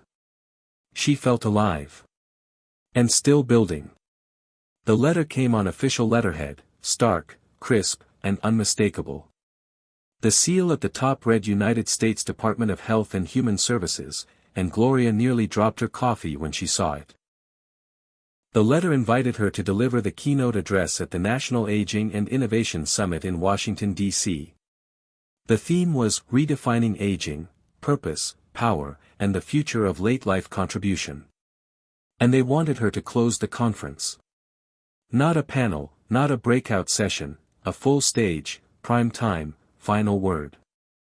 Gloria stared at the letter for a long time, trying to convince herself it was real. D.C. A government-backed event. A national audience of doctors, scientists, policymakers, and business leaders. She felt her throat tighten. Then her heart sped up. She remembered something Elon Musk had once said in a podcast, something that had lodged itself in her brain and never quite left. When something is important enough, you do it even if the odds aren't in your favor. The old Gloria, the one before Lyft Mate, before the garage, before the late nights and big risks, would have said no. She would have thanked them politely and declined.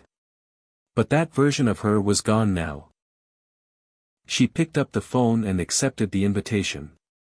The days that followed were a blur of preparation. She wrote her speech by hand first, then typed it, then revised it again. Janet helped her practice it in the living room, walking back and forth like a stage director. Carl recorded her on his phone so she could watch herself and make adjustments. You have to own the moment, he told her. Don't just tell your story, stand in it. She nodded, even as her nerves churned. The morning of the speech, Gloria stood backstage at the Grand Renaissance Hotel in D.C., her hands cool, her breath measured, her eyes scanning the rows of chairs as they filled. She wore a simple gray dress and a pendant necklace Ethan had given her on their 10th anniversary. Her hair was pulled back neatly, her glasses polished twice over. She felt small, and yet, undeniably present. As the announcer introduced her, she took one last breath and walked onto the stage. The lights were bright, the crowd silent. Cameras clicked. 1,000 eyes followed her steps. She reached the podium, gripped it lightly, and smiled. My name is Gloria Mason, she began, voice steady. I'm 68 years old. I live in a small town in Iowa. And I used to believe that my best years were behind me. She paused, let it land. I want to tell you how wrong I was. The crowd leaned in. 2 years ago, I retired. I spent my first year sleeping in, watching television, and pretending that I was okay with fading into the background. I told myself I'd earned it, that slowing down was the reward for a life of work. But in the quiet hours, I felt something I couldn't ignore. Useless. Invisible. Unseen. Her voice softened, but it didn't shake. One night, I watched an old interview with Elon Musk. He said something that jolted me awake. Some people don't like change, but you need to embrace change if the alternative is disaster. It wasn't about space rockets or electric cars. It was about mindset. It was about doing something hard anyway. She reached into a small bag and pulled out the Lift Mate prototype, holding it up. So I built this. A simple idea, a mobility device for people like me. People who still want to live with dignity even if their knees don't cooperate. I built it in my garage, with borrowed tools and a lot of trial and error. I didn't have investors. I didn't have confidence. I just had one small belief, that I wasn't done yet. She paused again, letting her eyes scan the room. Since then, that belief has grown into a national movement. A product helping thousands. A documentary capturing stories of people who started over, at 60, 70, even 90. A hashtag used by people across the globe to say, we're still building. Applause started to ripple, soft but growing. She continued. We need to change the way we talk about aging. It's not the end. It's not a slow decline. It's an untapped reservoir of knowledge, resilience, and creativity. We are not burdens. We are builders. And all we've ever needed was the chance, and the challenge, to try again. The applause swelled. She waited, composed, her voice unwavering. I am not an exception. I'm a reminder. A reminder that reinvention doesn't belong to the young. Reinvention belongs to the willing. The audience stood. The ovation was thunderous, rising like a wave. Gloria stepped back from the mic, not smiling yet. Just breathing. Taking it all in. When the clapping died down and she walked backstage, several people were already waiting to shake her hand, senators, CEOs, doctors.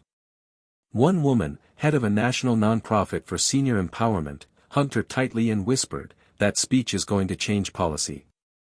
Over the next few days, Gloria's inbox exploded. Again. The speech was clipped, quoted, shared. It aired on NPR, was transcribed in The Atlantic, and even sparked a trending topic on Twitter, #ReinventionAge. But the moment that humbled her most came from a phone call she didn't expect. Her grandson.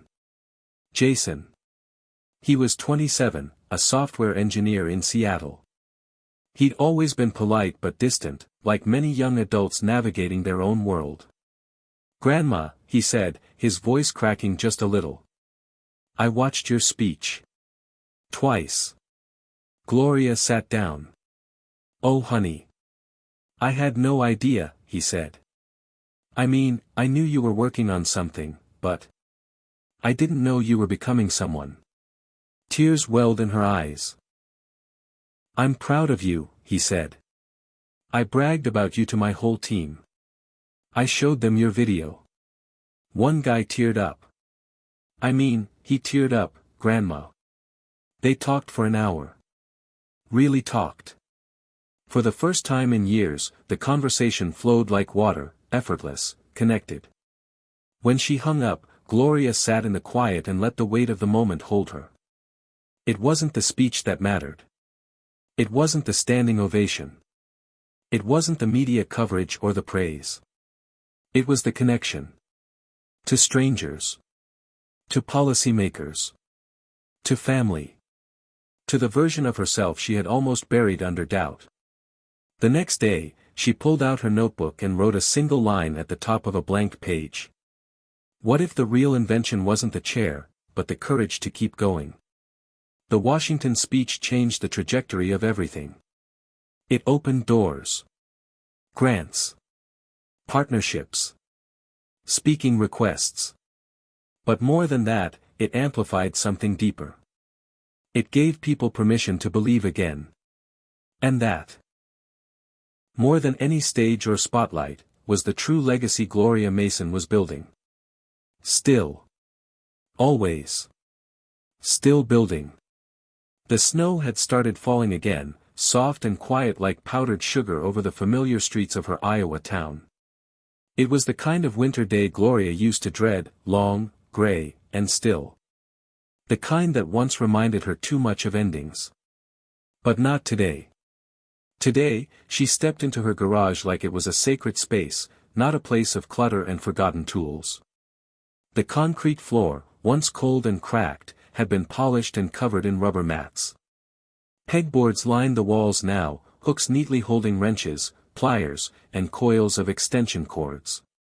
Her workbench had been rebuilt twice over, stronger, better, sturdier, like her. In the corner sat the first lift mate. The original one. Wood frame, uneven stitching, wiring that hummed if you pushed too hard. She had named it Grace, not because it was elegant, but because she had needed grace to keep going after it nearly collapsed the first time she sat in it. Next to it was the latest version, sleek, lightweight, beautifully engineered with recycled materials, automatic lift assist, and a voice-activated option.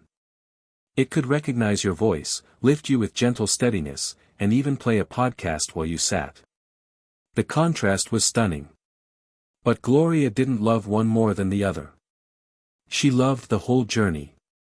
Janet joined her, bundled in a thick blue sweater and jeans dusted with chalk from sketching parts upstairs. "Feels like stepping into a museum," she said, smiling as she looked around the garage. "A museum of you." Gloria chuckled. "I should charge admission. At least enough to cover the heating bill." Janet moved toward Grace, the prototype, and ran a hand over the armrest. "It's still my favorite." "Mine too," Gloria said. "This chair wasn't perfect. But it kept me going when I wanted to stop." Outside, the wind picked up. The snow came down harder now, tapping the roof like fingers drumming in rhythm. Janet looked toward the back corner, where a set of boxes sat labeled in Sharpie, "Old Projects/Do Not Toss." "Have you opened these lately?" Gloria shook her head. "Not in years." Janet smiled mischievously and pulled one toward them. Inside were yellowed notebooks, scraps of fabric, faded blueprints. One was a small robot Gloria had tried to build in her 40s, long before she believed she could actually finish anything. The motors were rusted, the wires coiled like nerves, but the shape of it remained. "You've been inventing for longer than you admit," Janet said. "You just didn't have the world watching back then." Gloria sat down on a stool. "No. I didn't even have myself watching. I was always waiting for someone else to say I was ready. A boss, a teacher, Ethan, even you sometimes. But I never gave myself that permission." Not until the day I looked around this garage and realized no one was coming to save me. And no one had to. Janet closed the box.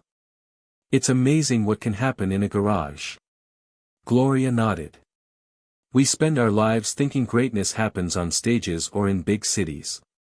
But sometimes, it happens next to a space heater, with sawdust on your jeans and a dream too stubborn to die. Later that afternoon, a van pulled up with two young interns from a state university. They were part of a new initiative inspired by Gloria's story, students paired with seniors to learn hands-on skills, invent together, and pass knowledge across generations. The program was called Rebuild. Gloria had helped design it alongside a professor who'd seen her TEDx talk and reached out asking for her input. I don't want students babysitting old people, she told him. I want them to build something with us. I want them to feel our wisdom. Not pity us. That had sealed it. Today was the first official visit. The two students, Amira, an engineering undergrad, and Thomas, a pre-med with a side obsession for robotics, entered the garage with wide eyes. This is where it all started? Thomas asked, half in disbelief. Gloria smiled. Right here. Next to that heater. Don't step too close unless you want to melt your boots. The four of them got to work. Gloria handed Amira a soldering tool. Janet explained the lift mechanics. Thomas helped tweak the voice recognition software using a small Raspberry Pi module and a laptop that barely held a charge. For hours, the garage hummed with conversation, questions, laughter, and the low thrum of ideas taking form. Gloria watched them not with ownership, but with pride. This wasn't about her. It was about the continuation of something deeper. This belief that creation doesn't retire. That wisdom doesn't spoil with age. At one point, Amira looked up and asked, Ms. Mason, do you ever wish this had happened earlier? Gloria thought about that for a moment. Sometimes. But if it had, I wouldn't have built it the same way. I wouldn't have known what it's like to feel left behind. I wouldn't have fought so hard to prove otherwise. And the truth is, the world wasn't ready to hear from someone like me back then. But now.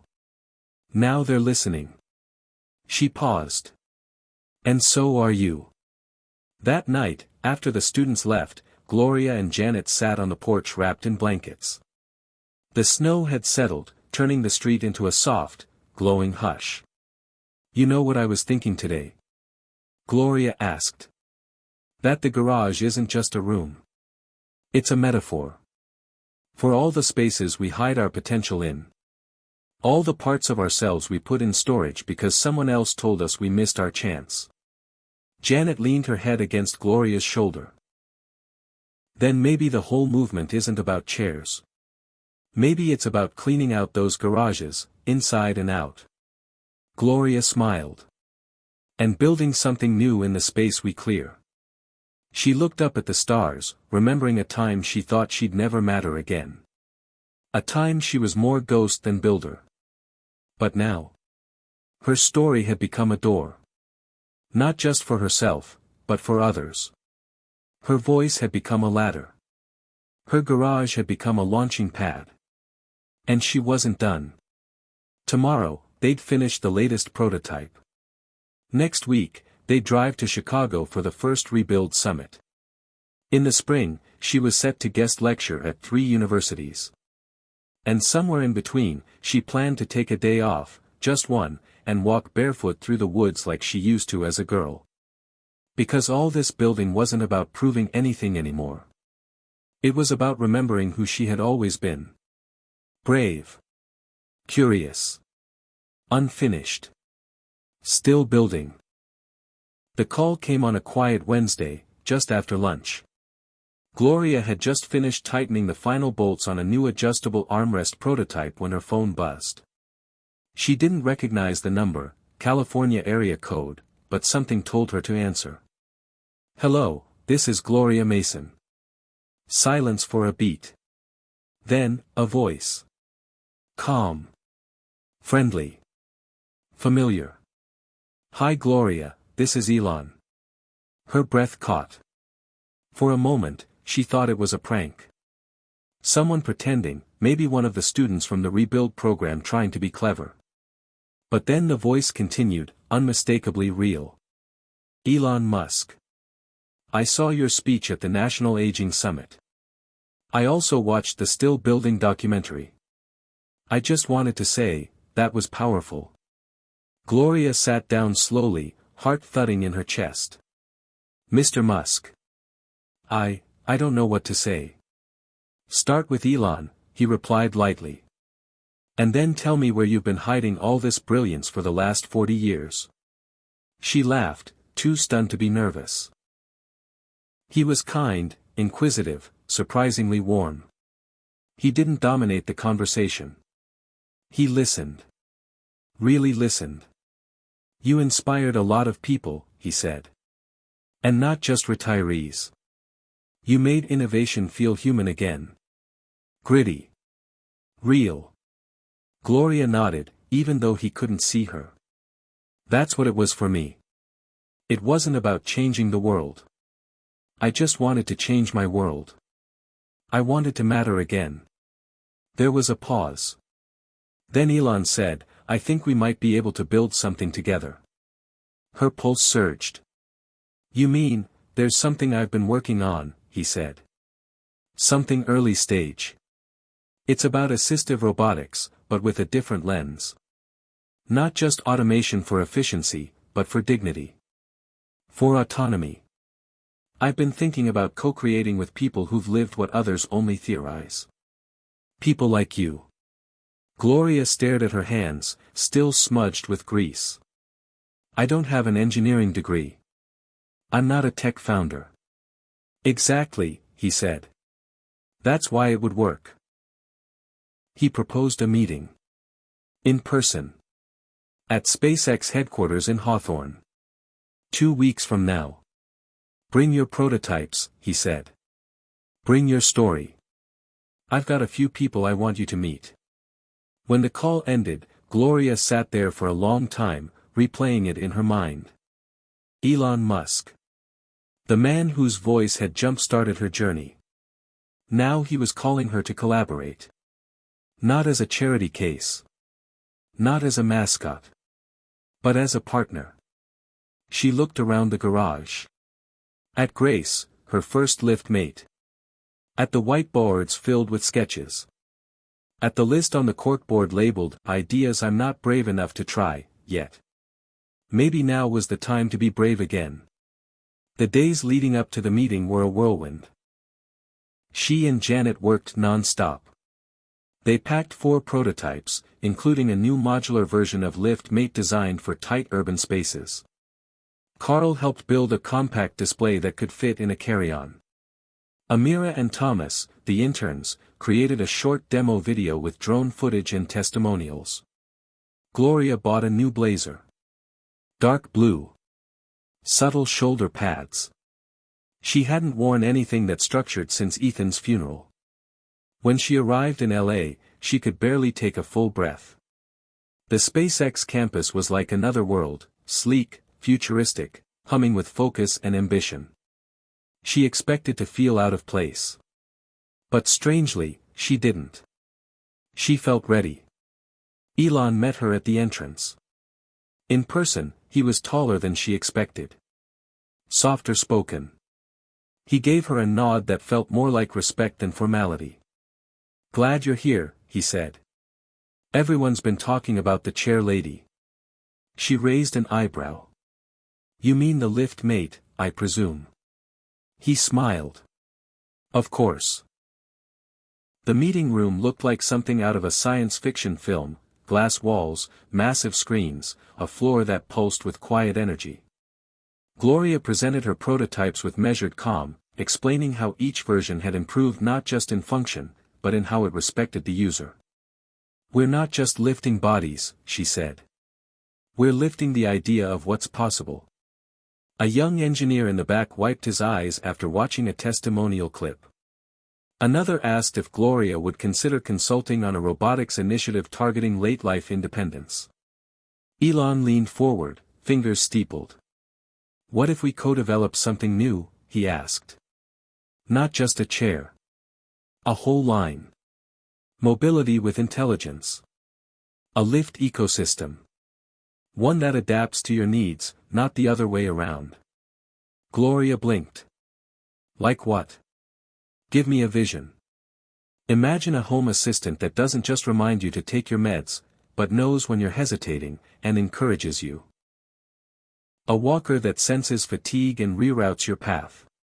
Voice-controlled furniture. Environmental AI tailored to dignity, not just data. Gloria's eyes widened. A home that doesn't just care for you, it partners with you. Exactly, Elon said. And we start with lift made as the heartbeat. She nodded slowly. That's a future worth building.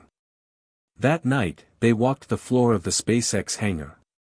Rockets loomed above them, silent giants holding the promise of escape and exploration.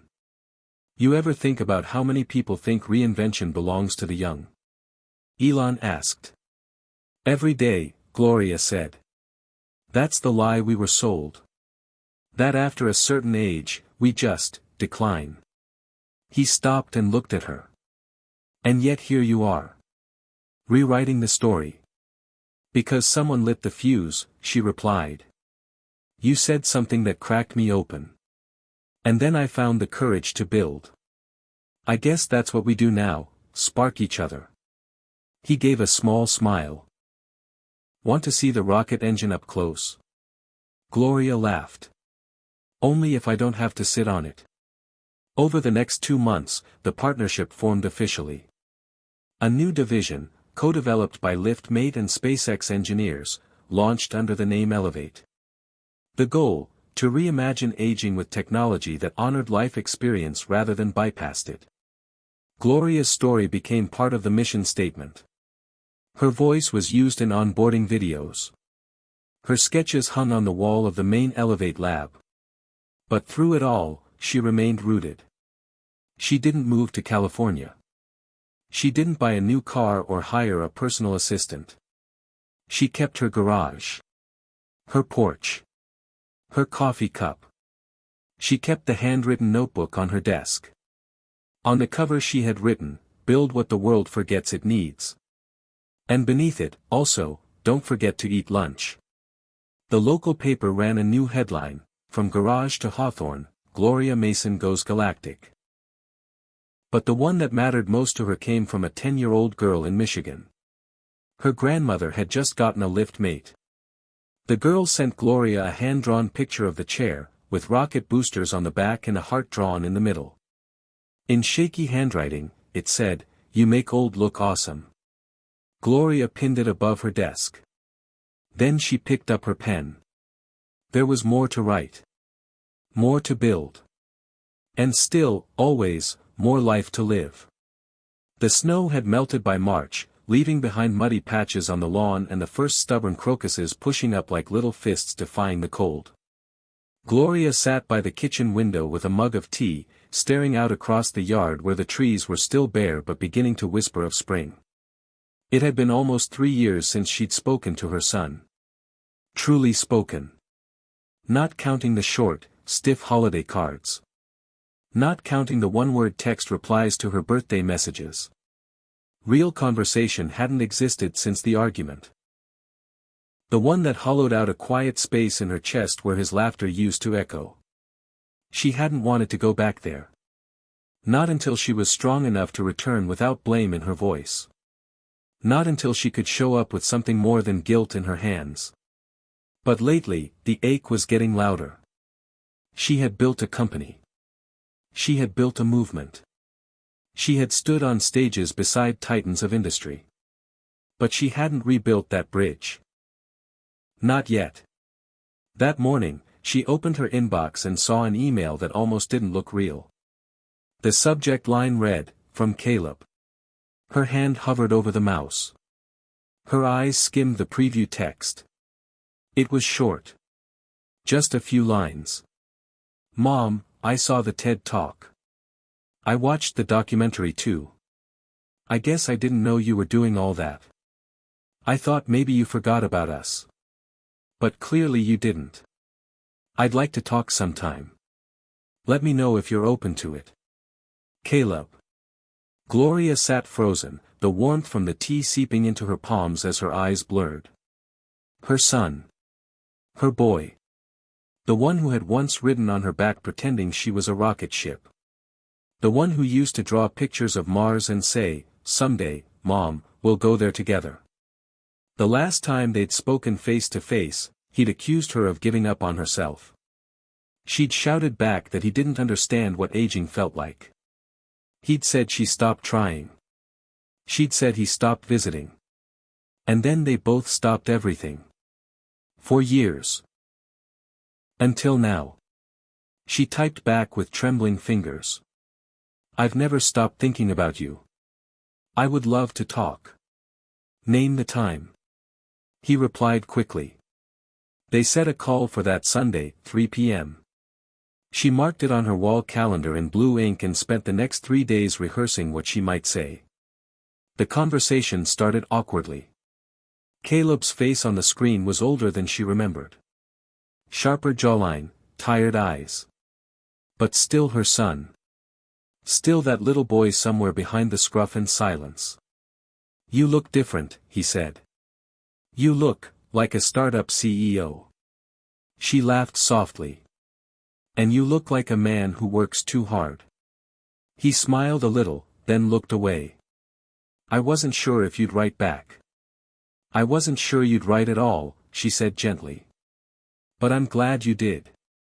Silence again. Then Caleb exhaled. I didn't know what you were doing, Mom. I thought you were just drifting. After Dad died, it felt like you disappeared. Like you gave up. I did, she said quietly. For a while. I was so tired of pretending I was okay. I didn't know how to start again, especially without him. Caleb's eyes welled, but he didn't blink them away. I didn't either. I missed him too. But I think I was mad that you didn't lean on us. That you pulled away. I pulled inward, she said. Because I thought that's what I was supposed to do. Shrink. Step back. Not be a burden. Caleb's voice broke. You were never a burden. Gloria swallowed. Then I wish I'd told myself that. Earlier. They talked for an hour. Then another. He asked about lift mate. About the interns. About the garage.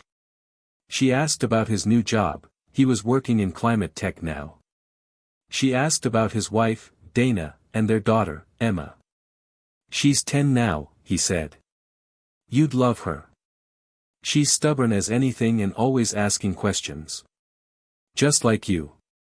Gloria smiled, blinking back tears. I'd really like to meet her. Then maybe it's time we visit, Caleb said. If that's okay. It's more than okay, she said. It's overdue. The following month, Gloria stood at the front door watching a gray SUV pull into the driveway. She wiped her hands on her jeans 3 times before the door opened. Caleb stepped out first. Then Dana. And then Emma, wearing a purple hoodie and mismatched socks, clutching a tablet. Gloria held her breath. Emma ran up to her and stopped a few feet away. Are you the rocket chair grandma? Gloria laughed. I guess I am. Emma smiled. Cool. Then she launched forward and hugged Gloria with small arms that felt like roots, anchoring something back into place. That weekend, they stayed in the guest rooms upstairs. Gloria gave them a tour of the garage, showed them Grace, the prototype, and the newer models. Emma climbed into one and said, "This feels like something from the future. But cozy." Caleb pulled her aside later. You know, he said, I think I was scared to reach out because I thought maybe you didn't need us anymore. You were doing so much. Changing the world. I never stopped needing you, she said. I just stopped knowing how to ask. That night, after dinner, they sat around a fire pit in the backyard. Stars blinked into view, and the air smelled faintly of pine and wood smoke. Gloria looked at her son, his wife, her granddaughter, and something settled inside her that hadn't settled in years. Rebuilding hadn't just meant garages and chairs. It meant this. Sitting in the spaces she once thought were closed forever. She took a deep breath. I want you to know, she said slowly, that everything I've built, LiftMate, Elevate, the rebuild program, it all started because I was tired of feeling invisible. But the thing that brings me the most joy is knowing I'm visible to you again. Caleb reached over and took her hand. You always were, Mom. I just didn't know how to say it until now. Emma interrupted, grinning. Okay, but seriously, are we gonna build a flying chair or what? Gloria laughed. We just might, kiddo. The fire crackled. The stars spun overhead. And Gloria, for the first time in a long time, felt whole, not because the world had finally seen her, but because the people she loved had come home. Hit subscribe and leave a comment with where you're watching from. This story might just spark a new beginning. What's one thing that always pushes you forward, even when things get tough?